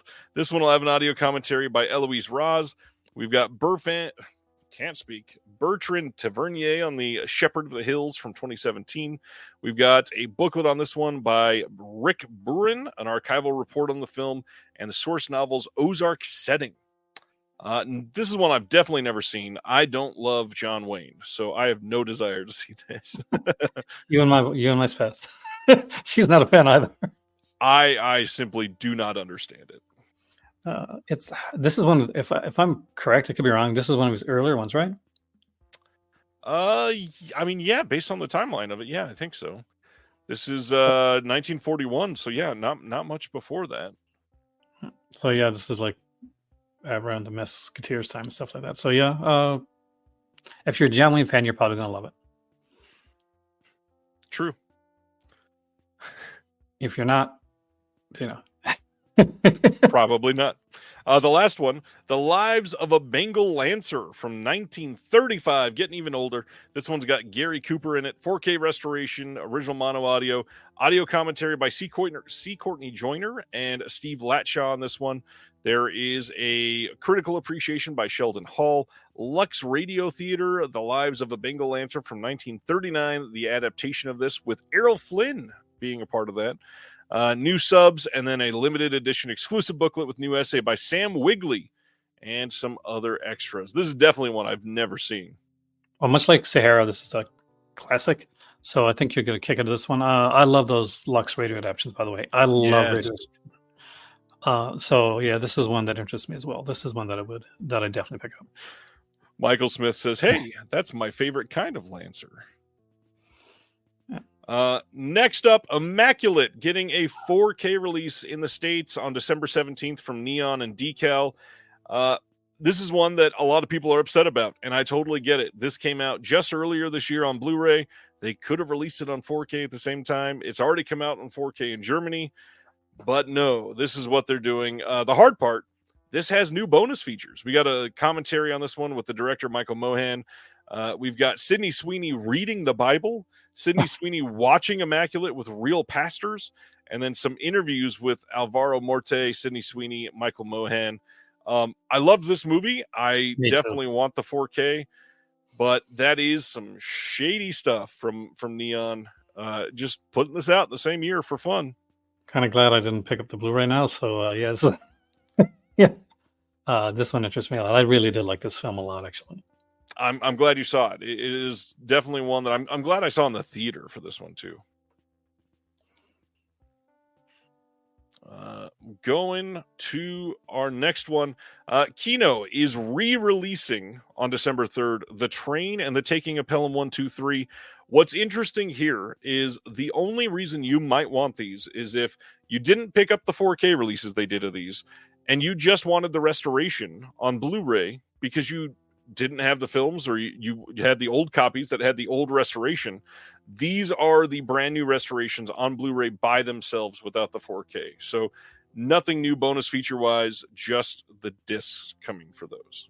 So for people that don't collect 4K, this is actually a good way to go. That is the perfect way. Yeah.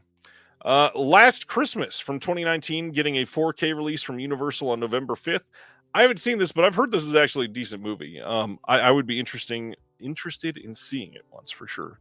Same here. I'm a sucker for this type of film. I'm not gonna lie. I do. These are kind of like the type of film that I will like my guilty pleasure watches. These and these Hallmark films and stuff like this. So. Well, that and Henry Golding could fucking like act the telephone book out, and I would just sit there staring at him. The dude has so much charisma. Yeah, I want to see this movie now. Let's see. Going just a couple left, I think. February 11th. I forgot this title was here. Epic or Dread Pictures, who's a part of Dread Central, they are putting out Dick Dynamite 1944. This is from last year, and you got to hear what this film is. In the dying days of World War II, Nazi scientists hatch a desperate plan to turn the population of New York into flesh-eating zombies. The only man who can stop them is Dick Dynamite, a cigar-chomping, panzer-crushing, muscle-bound one-man army. Together with Oh my gosh, I love this. Together with this colorful team is the line that they use right after they say one-man army. Uh, this one-man army, together with this colorful team of foul-mouthed mercenaries, Dick will have to kill his way through ninjas, cyborgs, bikers, mummified snipers, and everything else the German war machine, led by the heinous Colonel Maximilian Stacker, throws in his path. Killing is his business, and in 44, business is good. Oh yeah, this sounds fun. Is that as fun as it sounds? Have you seen this one? I have not. No, I don't know what it is. The Epic Pictures or Dread releases or whatever. I don't see them released anywhere else until they come out on Blu-ray. Sibner says, "Does that not look like AI Nicolas Cage at the top? It looks like something. I really want to know what is going on with the side of that head." That's a hell of a jawline, is all I'll say. It's like somebody saying, like, let's get Bruce Campbell, but not Bruce Campbell. Let's get Loose Campbell. All right. Close to the end here now. Turbine Media over in Germany is releasing 3 films on 3D. They announced this special line they were going to be doing to keep 3D alive, and then they were silent for like the next 9 months. These are coming on Halloween Day, October 31st, and we are getting 3 very exciting titles: Mission Impossible Fallout, Migration, and Doolittle from 2020. 2 of these are good movies, and one of them has Robert Downey Jr. Migration is surprisingly fun. I'm glad that they're putting that out, but these are some odd choices for 3D. I know. But how can you not love that cinematic classic? That's Doolittle. I was so disappointed. I really wanted to like Doolittle, by the way. I really, really did. But my dad will be really glad. My dad's a 3D collector, and he'll probably even pick up Doolittle if the price is right. But the other 2, yeah, good stuff. And if the 3D is really good, I might even look at Doolittle. Yes. There's not enough 3D coming out now. Right. Eureka teased that coming in early 2025, they are releasing Laurel and Hardy, The Silent Years, 1928. I believe this is just to sort of announce to everybody, hey, don't go out and purchase the Flickr Alley version that they just announced. I'm glad they do that so that people don't get pissed off later when it gets announced. But yeah, more details to come early 2025. I look forward to that. And finally, The Stone Tape from 1972 coming to 101 Films UK as part of their Black Label on Blu-ray on December 9th in the UK. This is Nigel Neal's The Stone Tape from 72, released on Blu-ray for the first time, broadcast by the BBC on Christmas Day 72 to critical acclaim. The Stone Tape sees Neal employing his trademark fusion of science fiction and supernatural horror to terrifying effect and ranks among the legendary screenwriter's best work. A team of scientists eager to discover a new recording medium take over a brooding Gothic mansion recently purchased and renovated by their employers. On moving in, however, they find one room unfinished and the builders refusing to work there. Claims of strange noises and feelings of unease are dismissed. However, the scientists soon discover that the renovation work on the mansion has disturbed something hidden beneath the stone walls, something ancient and malevolent. This is going to have a documentary on the lasting legacy of the film. A short film on writer Nigel Neal called Out of Darkness, a visionary Manxman. Commentary with filmmakers John Deere and Sean Hogan. So I'll have one of their hard box releases, set of art cards, a script booklet, and then a booklet which includes Place Memory by Andy Murray and Weird Science, The Stone Tape at 50 by John Doran. There's also some archival extras, including another commentary, and that one will include Kim Newman and Nigel Neal.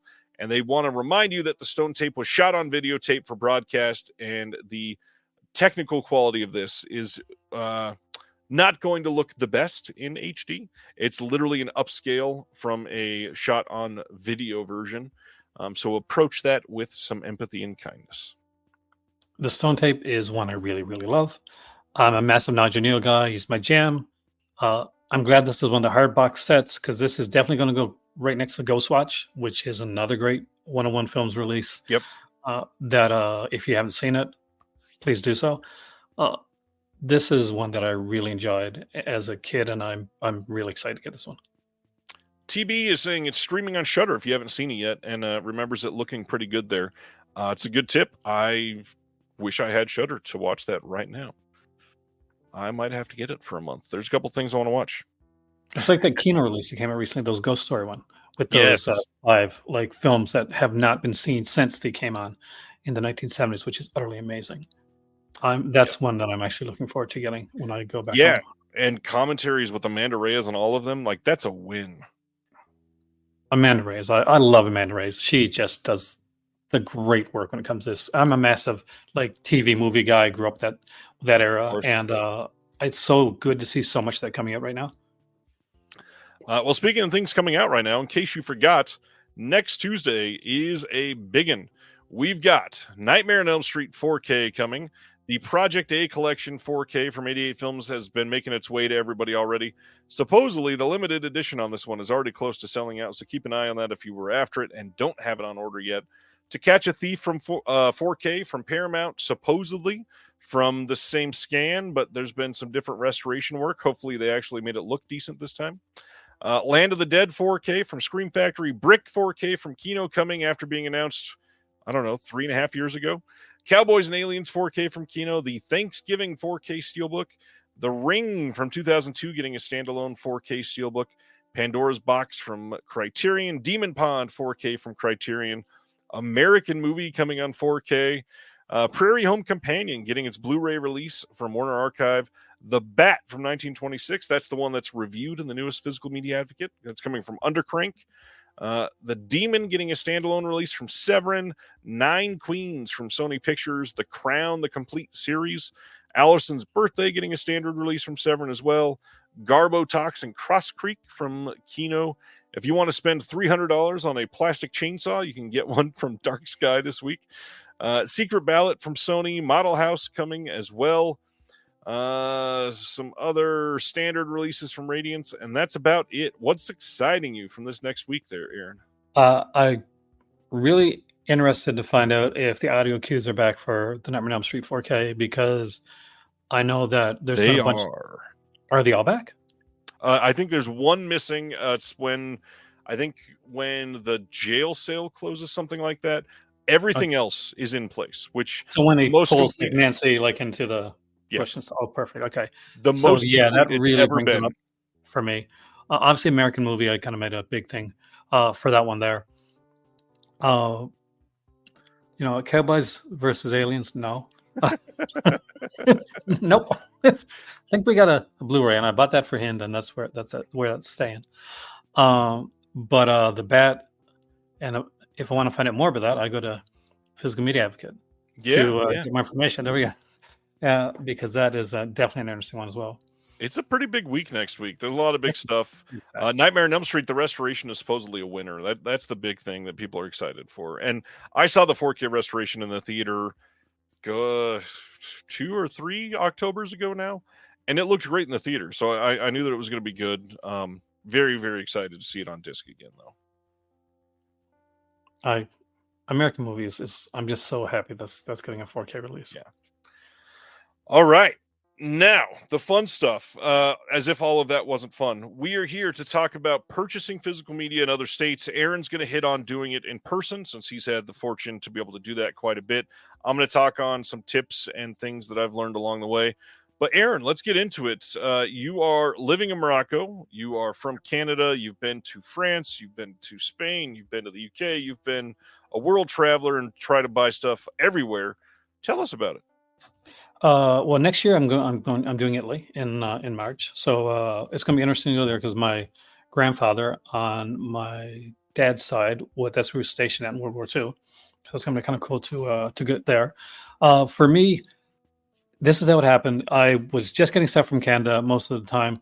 I was taking a trip to France for my birthday, and I was talking to my sister-in-law, and she's like, you can try to find a movie there, but you only find stuff in French. And was an offhand joke, but to me that became a challenge. I'm like, okay, I'm going to see if there's something out there. So I started looking, and in the same way that you look for when you're looking for like places, going trips, and places to eat, I started looking around, and I found that there was this place called Metaluna that would have all the different companies. Yeah. So I went there, found that at just around the corner, there was this massive movie shop called Gabert Joseph, and they were like a chain shop. And I went to Fnac, which is like HMV, and I go to Spain to go to CX, go to Fnac, and I look around. I'm finding releases for things that I didn't know existed, boutique labels that I didn't know existed. And I think the best way to kind of start is to show you some stuff that I was able to pick up. So in France, there's a company called Extra Lucid. And in 2020, they started Extra Lucid, Extra Cult, which was like cult films. And the first one that they did was Death Warmed Up, which is, of course, the first New Zealand splatter film. And I like this was put out by Severin, but this release, I'm sorry, is just so much sexier with the way that it's done. And the neat thing about that is he did another film called Wound, Beware the Beast, and it had both of the films in there, including there's a big kind of booklet on that cinema Blu-ray DVD. This is a region-free release, by the way. And since I was there, I wanted to pick up a couple of other releases. I didn't have Seizure yet, so I grabbed that. And they were doing the one that got me interested in them was they had put out some Argento stuff. Ooh. And this is a card player. And it's one of those that I used to go back and forth on. This movie actually made me love the card player a lot more. But what kills me, Ryan, is Stendhal Syndrome was there with a release like this. And I'm like, okay, I'll pick this up later. It sold out. It had an exclusive Isaiah Argento documentary on it. Oh, no way. Yeah. And I'm like, oh, I need that so bad. So I'm really hoping that it comes back. But this is, again, it's a gorgeous release. This is a hard box set. Passes the knock test, as Steph would say. And the booklet. And I love the artwork on the inside. Nice. Yeah, that's some great art for that film. France is really big when it comes to physical media. When I was going around, I could see people like really excited, like picking things up. There was a big new edition of Last House on the Left that came out that week, and people were grabbing that like crazy. Also, I had to pick up this, which I think you'll appreciate. It is Targets. Oh, wow. Yeah. And this was put out by, I think it was by Carlotta. Yeah, it was put out by Carlotta. And they do like a lot of these really kind of cool releases. And they do ones with like with kind of like hardcover like books in it as well. This one here has a reproduction of the letter that Peter Bogdanovich sent to Alfred Hitchcock when he was going to put this out. So it's part of their their premium line, and it's like art cards and a lot of cool stuff on the inside for this one right here. But the one that I really got stoked about, the one that like really kind of like, because I love werewolf movies, which you're gonna find out stuff, is this American Werewolf London release was limited to 1,981 because 1981. It is one of my favorite releases. It's what they call a prestige release. It came with this massive book. It came with this lenticular card where you, nice. I can see with the light here, but it's it's got the change, like where it changed to the werewolf. Coasters, poster, and SFX book with Rick Baker. And this is the 4K release, by the way. So it had the 4K and Blu-ray there as well. I am not fluent in any other language except for English. I'm learning French now, and I'm finding that I'm learning a bit of Spanish too. I just recently watched today, again, Who Could Kill a Child? And that release has it done so that when they're speaking in Spanish, there's no subtitles. Because you're supposed to feel, that's the way the movie was meant to be. You're supposed to like feel as isolated as the people in the film. And I'd never seen it like that. There's always subtitles when I'd seen the film before. So watching it without the subtitles gave more of like just a really, it was a different experience. Another company that was big for me, I recommend when you're going around places like this, if you're going to another country, like look at a time. There's a lot of great places that you'd be surprised, like have physical media. If your Fnac is big in Europe, if you see that, Huge. like go there. It's like HMV, and they have amazing stuff. This is And a French by the company way, called, Finex you can buy online, and they do ship worldwide. do they really? Oh yeah, Oh yeah, it's right there. And this one here is Remini. It's Magic. magic, and I love this movie. I'm a massive Anthony Hopkins fan. It's a great. So, and this is one of my favorites, but that's one of the standard editions. Or the Remedy Limited Edition, it looks like is this one right here. I did not know this movie existed. So this is The Cat and the Canary by Radley Metzger. And I was like, Radley Metzger? Because when you think of Radley Metzger, you don't think this, but this is not that. This is old school Hitchcock, Agatha Christie style stuff. There's not a raunchy film. It's got Honor Blackman, Michael Callahan, Edward Fox, Olivia Hussey, Carol Lindley. It is The Cat and the Canary. It's the classic story. It is gorgeously done. They do their releases extremely well. Because I kind of expect, I said, is this going to be like Cat and Canary with like in a softcore manner? Right. But no, it's not actually. It's just you could watch this with your grandparents actually. Mine are sadly not around, but it's the old school type of stuff, and I love this type of stuff. So that's big over in France. One of the biggest things in France and Germany is this right here. Oh, do you like Italian films, dude? Open up to the Italian side. Are media books, which you know a lot about. Media books are incredible. Land of the Dead release, and this one came out from I think it's Wild Side. Yeah, Wild Side. I'm a big fan of this movie. I have a autograph from Miro from this one, and the Wild Angels. Now I have the T-shirt, but understand like with some of these here, the features are going to be like in another language. So like always like know that when you go into some of these releases. Now this one here has a documentary on Roger Corman that's 80 minutes long, and that documentary is in English. However, this release in particular speaks over in French, so you cannot hear in English, which I hate. Like it's the only time I've ever seen it happen. But be aware. Now, before you keep going, that's one thing I was going to ask tonight for sure, because you are certainly more well versed in some of these that are more obscure than I am.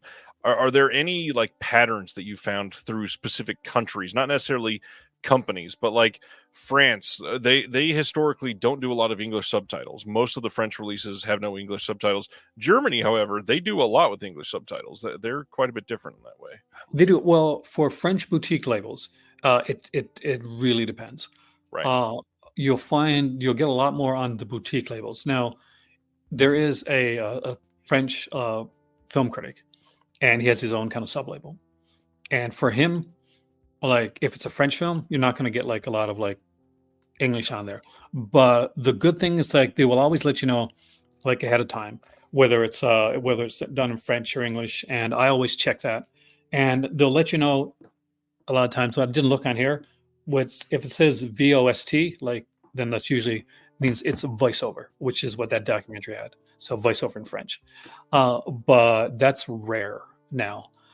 Though there are featurettes that have been like I've watched in Spanish, and I didn't understand what was being said, but that didn't stop me from actually really enjoying the featurettes. I'm like watching them, and there's a couple that I'll mention that I watched over and over again. I got to be careful with these next ones because these are German media books, and if you know what that means, then you know what that means. Lots of nipples. Yeah, this was good though. This was a movie, and I'm going to be honest with you. This was a movie that I was not a massive fan of when it initially came out. This was Headhunter. But this here release of it, you got to watch with my kitty cat there, is a Spooky Stories German release. And what that meant was that it said it would have another film. So you got Headhunter right here. It's the original artwork. And on the back, when you open it up, there's another film. And you don't know what the film is before you pick it up. Oh, interesting. So are they random, or does every one of this get that same film? Oh, everyone will have the same film. So, okay. But you want to get the Spooky Stories releases to get the extra film. Like sometimes it'll give you like a hint, but this one's pretty cool. One of them we'll see has a Ryan Reynolds film. I'm not joking. The biggest one and the one that got a lot of gotta move that coverage like on Twitter was Pin. Yeah. This was a great film. I love this movie. This is a Canadian film, guys. It's a wonderful release. And people like ragged on this one initially because Brian from Just a Disc asked me. He said, is this worth getting? So I turned it on, and the opening was a little soft, and then it gets really good. The quality of this was actually excellent. And this is one of my favorite movies. This one is has a Ryan Reynolds Frankenstein film, which is kind of is different, but it's a cool release. Pin actually got a standard edition from that same company, and you can find that Blu-ray sometimes on Orbit DVD if you're in the States, by the way. I helped Orbit and Diabolique DVD sell out of that. Okay, here's one I gotta careful. But Zipper Face. That's a big one, yeah. I love this movie. It is insane, man.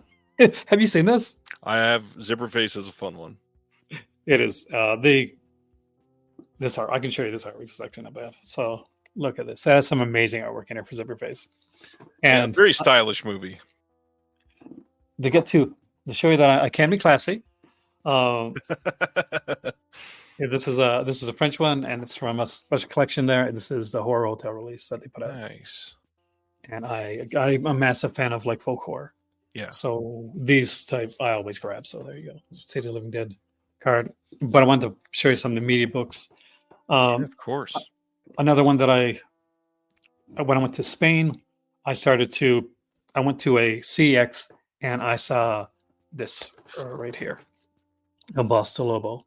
And I'd seen this movie because it's about this serial killer that like thinks he's a wolf, like this is a werewolf. So he thinks a werewolf film, but he kind of thinks he is. It's a really good film, and I opened it up, and it had this like book with it. But this was what really caught me. I had this little ticket, and I wondered what it was. I was like, "What is this?" It's like number 50. So this one had 66 copies. 50 of like I think 66. That's the number for the limited edition. Yeah, nice. and all the Phantom Terror releases are like that. I have one standard edition release, Blue Eyes of the Broken Doll, which is one of Nashi's best. The Giallo stuff thinks it is his best Giallo. Such a good release. On a lot of the releases too, by the way, the first one didn't have it, but they will have alternate artwork and a whole bunch of like things that'll kind of like go back to like to VHS. So when they put out things like Exorcismo from Nashi, which again I love this movie and really fantastic Nashi worth checking out, then it had the short story that he wrote. Wow. For there, and as always, they put this alternate artwork that make it look like a VHS release. Yep.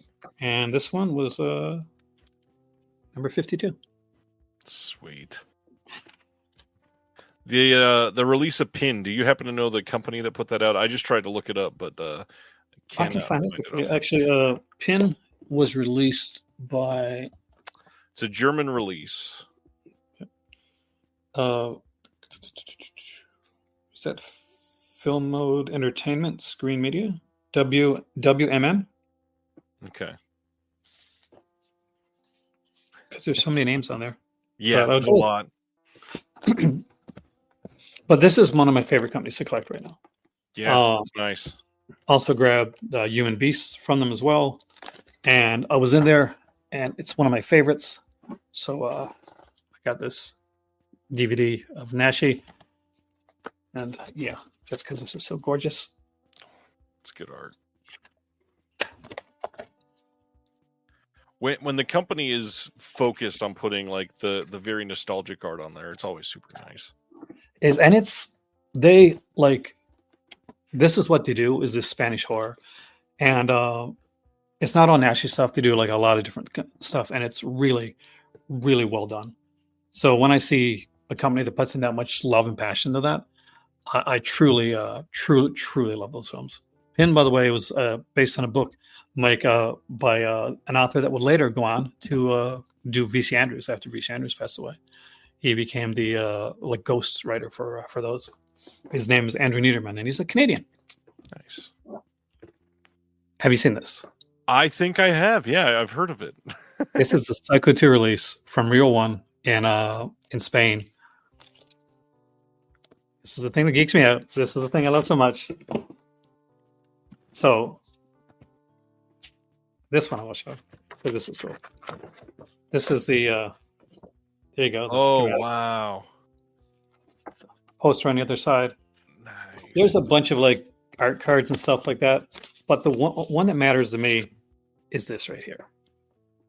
Oh, that's really neat. Yeah. That's so cool.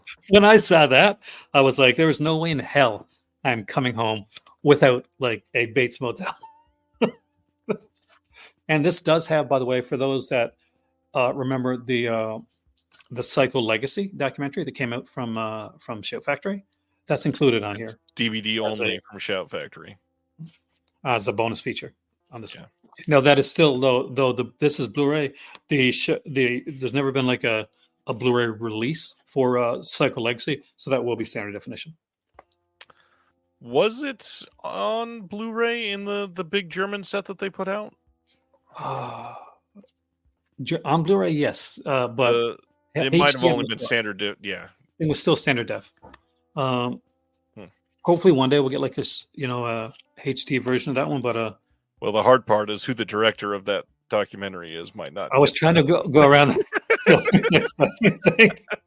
was trying to be politically correct with that. Yeah, it's going to be the hard part of that one. But yeah, this is a favorite of mine, and I showed this one before.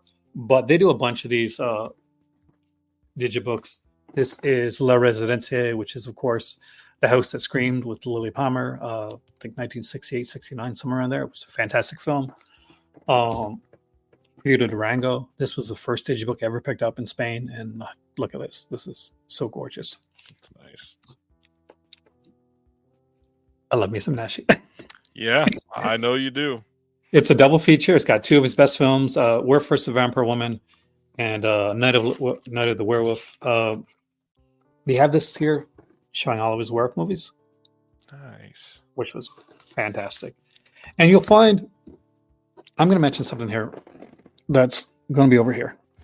One of the things you have to be careful for when you go to areas like Spain is there is a law in Spain that was meant to put out to protect people that were making films in Spain. You know where I'm going with this, don't you? Oh, yeah. And that they're not black market titles, but they're called gray market titles. So they're legal, but it's a lot of times it's stuff that's literally been taken from like prints of other basically. So here most of them are done with regular discs, but every once in a while, like this one right here, was done with a BDR. So, and it will tell you on the back, so there's no guesswork. No, this one's not the BDR. Actually, where's the BDR one? Oh, there we go. Oh, there it is. The Deadly Spawn. You can tell it looks a little bit like kind of photocopied. Quality is fantastic on all the releases, but it's good to know. Like a lot of these won't have a ton of features because they'll be the films themselves. Like for instance. Oh, yeah. I still got to pick up that 4K release, and because this one does not have a Blu-ray release anywhere else, and this is an utterly fantastic copy of it. Who's that girl? Oh, wow. Yeah, I was really excited to see this one because both me and my better half actually, we unapologetically love this film. Right. And I love this white case too. It's a nice case. But they put out a lot of stuff that I didn't expect to see. Watchers, I managed to grab there. And The Prophecy, which I just got out of print. Stepfather, which now has a 4K. Moon and Scorpio, which put me to sleep 3 times and I haven't got through it yet. Because I needed the Blu-ray. I've got the German one of it, the one that they did that was uncut. Yeah, this is the uncut one, and this one has the features too from the Canadian Blu-ray. So it was kind of neat to see that. Those are some of the stuff that I've picked up. When you're looking for through other countries, you can find stuff that you can't find on Blu-ray elsewhere, or stuff that's long and out of print. One of the neat things too is they work with Studio Canal and places like that to put out these sets. So this is an Agatha Christie set, and they put out like Murder on the Orient Express. These are all the Studio Canal prints of it too, like Evil Under the Sun, Death on the Nile, The Mirror Cracked, and Endless Night. So what a wonderful set that was. And my favorite thing I picked up, I think, from Span this time was this right here. Oh, interesting. What's on that? So this is a 4-disc like Buster Keaton set from 1917 to 1929. What's really cool about this is he worked a lot with Fatty Arbuckle. And of course, there was a Fatty Arbuckle scandal where even after Arbuckle ended up getting exonerated, his career was gone. That was like, there was no coming back. So this here, actually, the first disc of this one is all Fatty Arbuckle shorts. And it's genius. Like, it is utterly genius. Most hilarious set that I picked up, which I do want to show, is, okay, so this has some really cool sci-fi stuff. We got Universal Soldier, Capricorn 1, Saturn 3, Zardoz, and the Invasion, the Recall. So you've got Universal Soldier, classic. Capricorn 1, which just got a recently big Classic, release. Yeah. And this random Wesley Snipes film that makes no sense. I'm like, wonderful to have an extra film. I'm almost done here with these releases, but just had to pick up the Apple. Gotta love you some Golden Globus insanity. Well, and even now, like the Scorpion release of that is getting kind of hard to find for anybody that wants it. I was the remake trilogy, and I thought they were really good with Sarah Butler.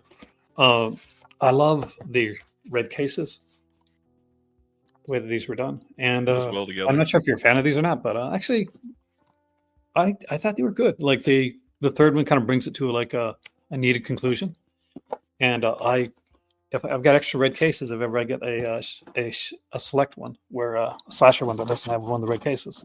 True. And because everybody's talking about the new one now. Special Terrifier release. Are you a fan? Yes and no. I'm not as gung-ho as everybody about it. I think they are worth seeing. I'm excited to see part 3. I don't know. That's some good art, I gotta admit. The neat thing was that they had a bunch of like extras in here, including like they had a poster, they had the art cards, they had this Art the Clown sticker. Nice. And the soundtrack, which is really, really underrated. If you ever get the chance to listen to the soundtrack for Terrifier 2, it is so good. It is like one extremely underrated soundtrack for horror films.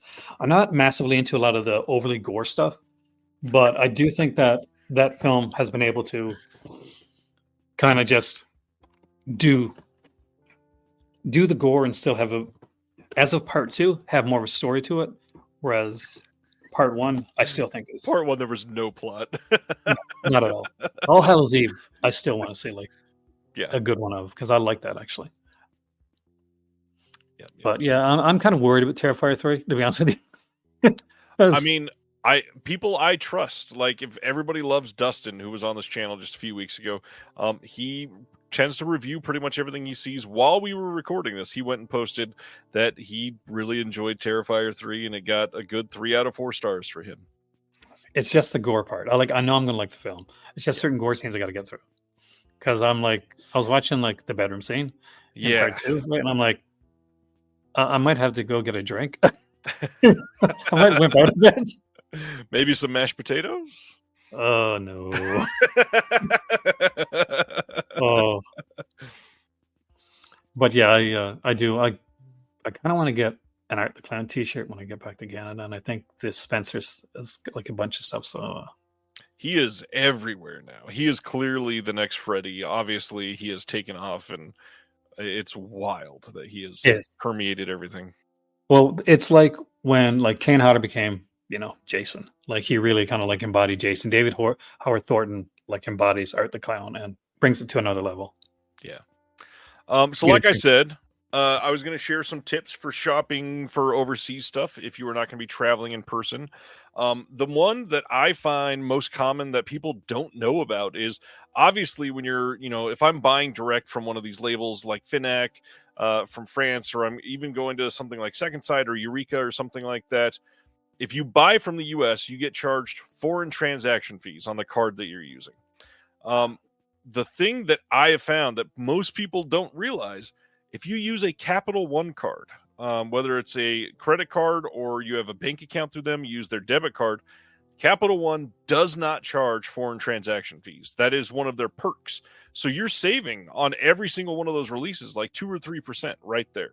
That is a big, big difference for a lot of people. It is, and I got to put this out there while I remember this actually, because I would forget. If you are traveling, like in Europe, and you're buying a bunch of films, don't forget to ask them for the VAT sheet, because they'll give that to you. And when you go to the airport, you give that sheet, and you get back all the VAT tax that you paid, which can be significant. When my last trip to Spain, I think I got back around like 50 or 60 euros.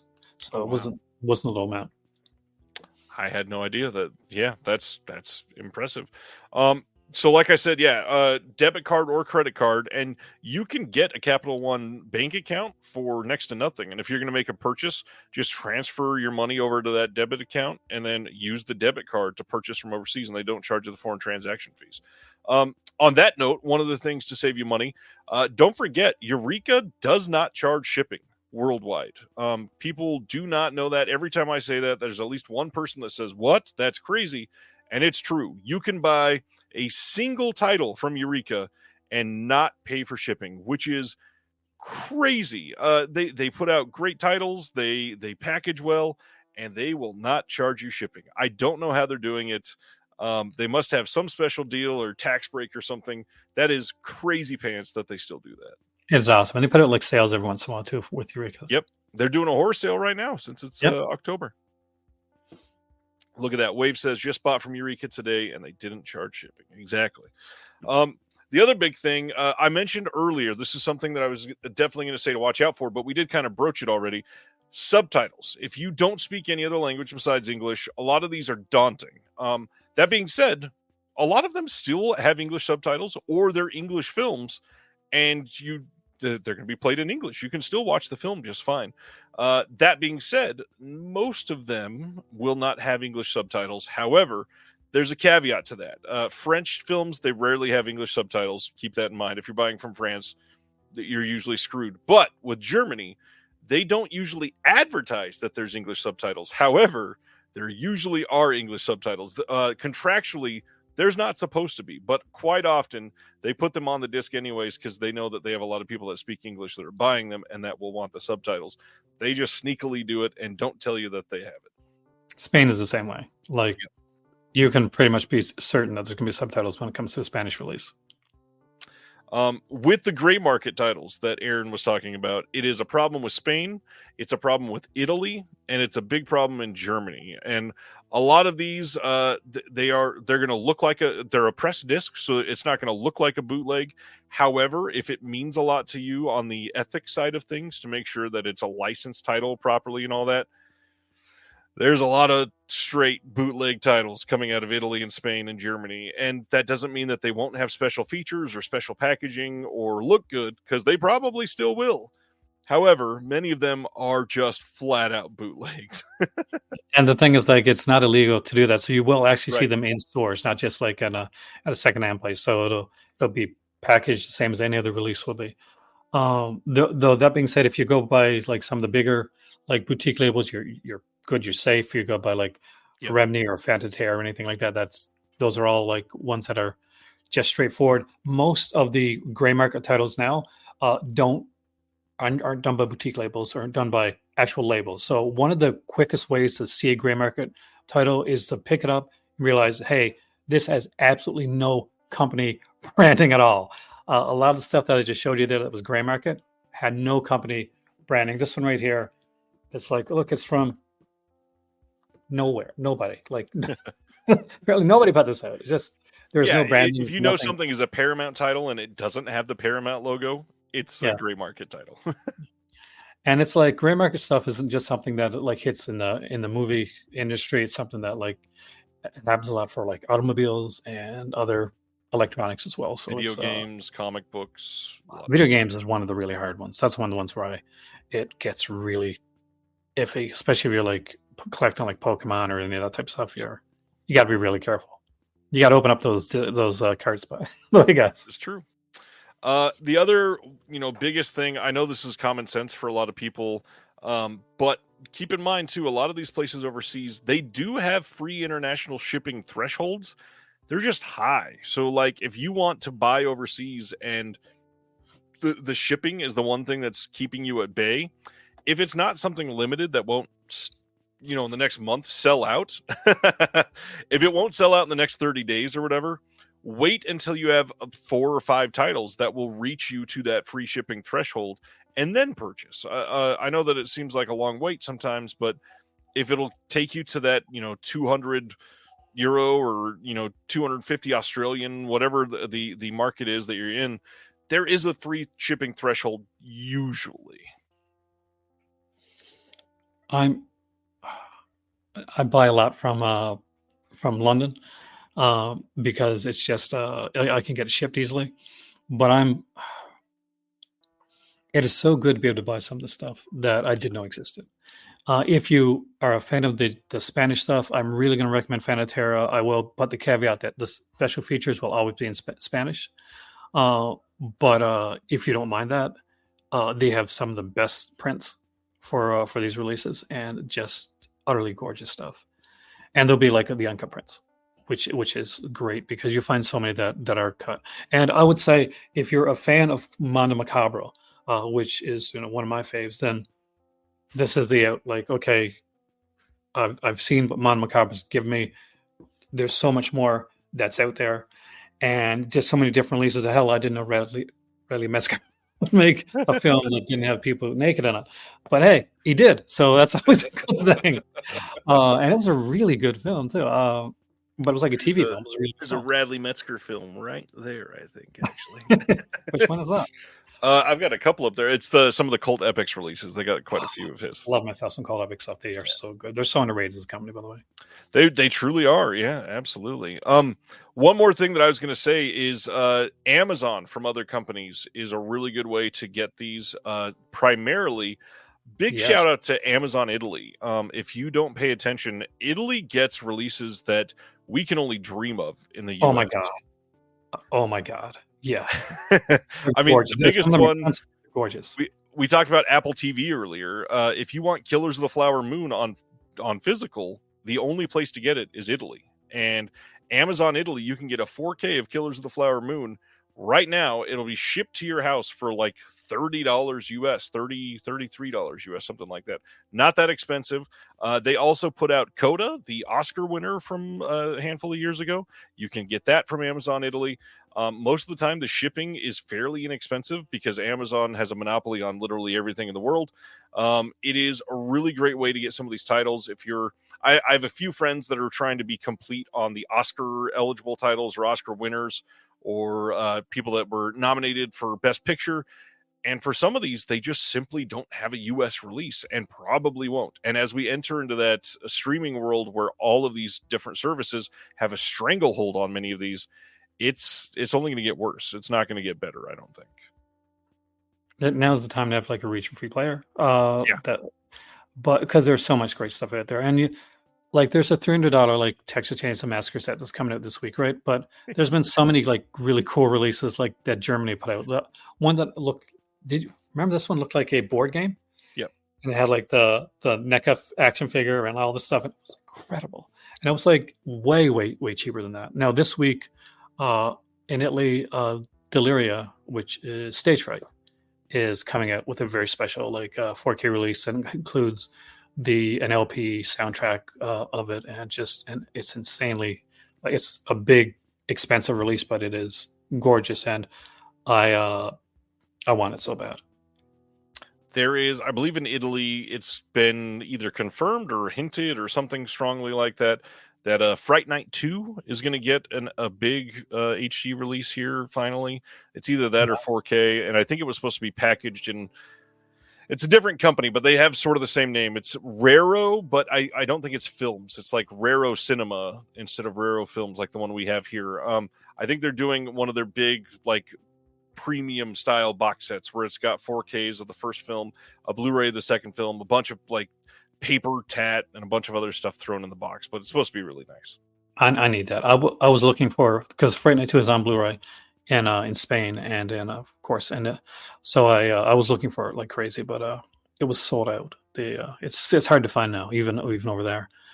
It was at a CX, and when I got to CX, CX was like closing in 10 minutes, and it apparently had sold like 10 minutes before I got there. Oh, jeez. And he said it's rare that we get it in anymore, but so. Obviously, the biggest tip is to make a lot of friends. If you are somebody that is part of a community, like if you hang out here every week, we have people in a lot of countries all over the world. Reach out to people, find somebody that you can become friendly with that will let you ship stuff to their house, and then they can ship it to you. Because there's people in the UK, for example, that can get HMV exclusives, and HMV doesn't ship outside the UK. So if you ship to somebody in the UK and then you will ship stuff to them from the US, you got a perfect partnership. You might as well spread some of that love. It's true. And when I was in Canada, actually, when that Black Christmas one that I mentioned before came out, I sent out around 8 copies of that to different people in the United States that were looking for it. Were friends of mine. And same thing happened when the Trailer Park Boys movie came out. Actually, I had a bunch of people that wanted that because it was in the United States at the time. The Trailer Park Boys. Your Christmas special is still one of the Christmas specials I have to watch every year. Nice, very nice. It's October, my friend. What are you watching for horror season before we call it a night? I went international this year. Surprise, surprise. I've been watching a lot of Spanish horror. I've watched a lot of the nasty stuff. I watched Who Could Kill a Child today, and I've been trying to go into a lot of that. Now, that being said, I've been watching a few festival films. Things Be Different, Falling Stars. Falling Stars needs a release, man. That so needs a release. I got to see a couple of documentaries. One that I did not know I was going to like so much, because I got had an agent reach out to me and said, "Do you want to see a documentary on two country western singers from Swaziland going to a music competition in Texas?" And I'm like, I don't know, just let me see. And it was friggin' great, man. I was like, holy crap. And the music was like kind of the old school, like, I don't know if anybody likes country, but the way, like, because it's Swaziland, so that's South Africa. And I did not expect them to be like that, to have that, but they had to like kind of that George Jones kind of era country down. Vance wants to know if you've seen The Coffee Table yet. Coffee table? I have not. Well, I have. I used to have a coffee table. I saw a coffee table once as I fell towards it and it broke. And hurt my hand, but I have not seen the movie The Coffee Table. No. We were talking about in the chat earlier. From what I remember, I think Second Sight had the theatrical rights to it. I'm still hoping they put that out on Blu-ray or 4K. It's supposed to be really great. I think it came out last year or the year before. It was another one of those festival movies, and it's supposedly pretty brutal horror. I would love to. I mean, like we have a festival here that goes on at the end of November, early December, called the Marrakesh Film Festival, and it was started by Scorsese and a bunch of guys like that. So we get a few things here. The first year I was here, I got to see Marlowe before it came out, and a few others. Recommendation: Mother of All Lies. If you have not seen that yet, that's hitting theaters right now, I think. Absolutely fantastic documentary, actually shot in Morocco. And I interviewed the director, and she is going to be going places. She just has this visual style that is absolutely amazing. And apparently, Scorsese is super high on her, so that's always a plus. Nice. Yeah, lots of great things happening this year. I had somebody mention to me this week that it's been a not great year for movies, and I had to remind them, well, I mean, award season's just starting. Like, a lot of the biggest films have not even been released yet, and it's about to be trust me, guys, it's been way better than you realize, because there's so much stuff, so much great stuff kind of just that we're just going to be seeing soon. It's just so much. Aaron, before I say my last thing, anything else you want to share with the group? I definitely want to say thank you for hanging out tonight.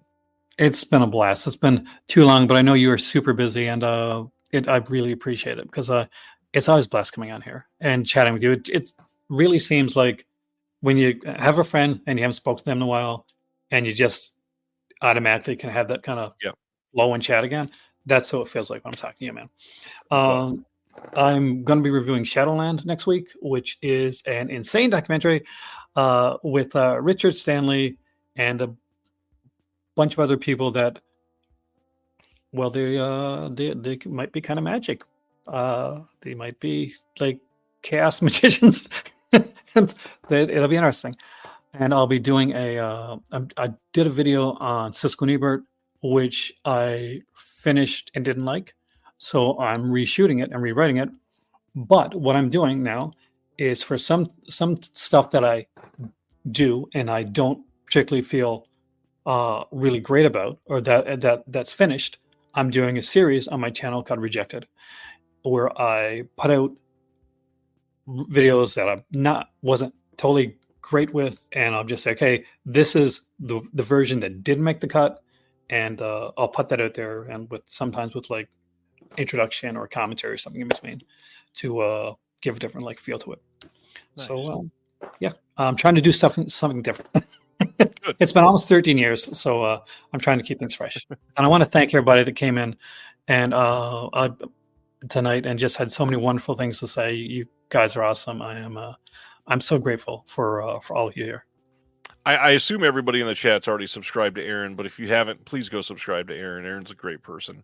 The last thing I was going to say is tomorrow is going to be an interesting day. We are releasing a video that is celebrating the 50th anniversary of the Texas Chainsaw Massacre, hence me wearing the shirt tonight. And it is a Someone's Favorite Productions video that we are doing to celebrate Will Dodson's book that he did on Tobe Hooper. He's the editor of that with Christopher Wolfter. And it is an extremely great video. I hope you enjoy it. It's got some faces you'll recognize. It's got some stuff that you will appreciate. It's very, very insightful information on Tobe Hooper. We've got a lot coming in the next couple months that is going to hopefully make a lot of you very, very happy, but a lot of that starts tomorrow. Aaron, again, thank you for your time. Thank you, everybody, for hanging out tonight. Every single Thursday, being able to do this is wild. It's a great time with you every single week. Next week's going to be another fun one. We're trying to do all horror in October. I'm always excited for that. I'm honored, but dude, the work you're doing. Proud of you, dude. I'm like the grandfather of YouTube guys. I'm so proud of this guy. I appreciate it. Everybody, we'll see you next Thursday. In the meantime, check out the Patreon link in the description below. Have a good one. We'll see you next week. Bye. Thank you for watching The Disconnected. On the way out, make sure that you are subscribed to the channel, that you've liked the video, and that you've copied the link to be able to share with someone else that may appreciate this.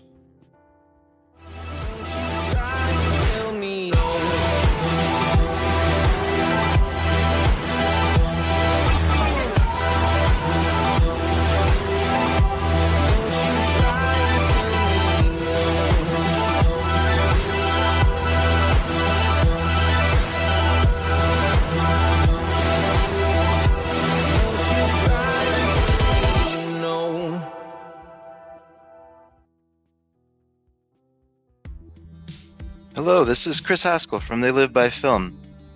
For those that don't know us, Adam, Zach, and we built a podcast over the last 2 years that's a combination of film discussion from 3 very different perspectives, as well as industry interviews with the leaders in boutique Blu-ray and 4K community. We started with Dev Crocodile, but over time we've been lucky enough to speak with Arrow Video, Severin, Mondo Macabro, Vinegar Syndrome, Radiance, Indicator, most of the OCN partner labels. It's been a blast. You can find us wherever you podcast, and also actually recently as part of Someone's Favorite Production Podcast Network. We hope to see you online.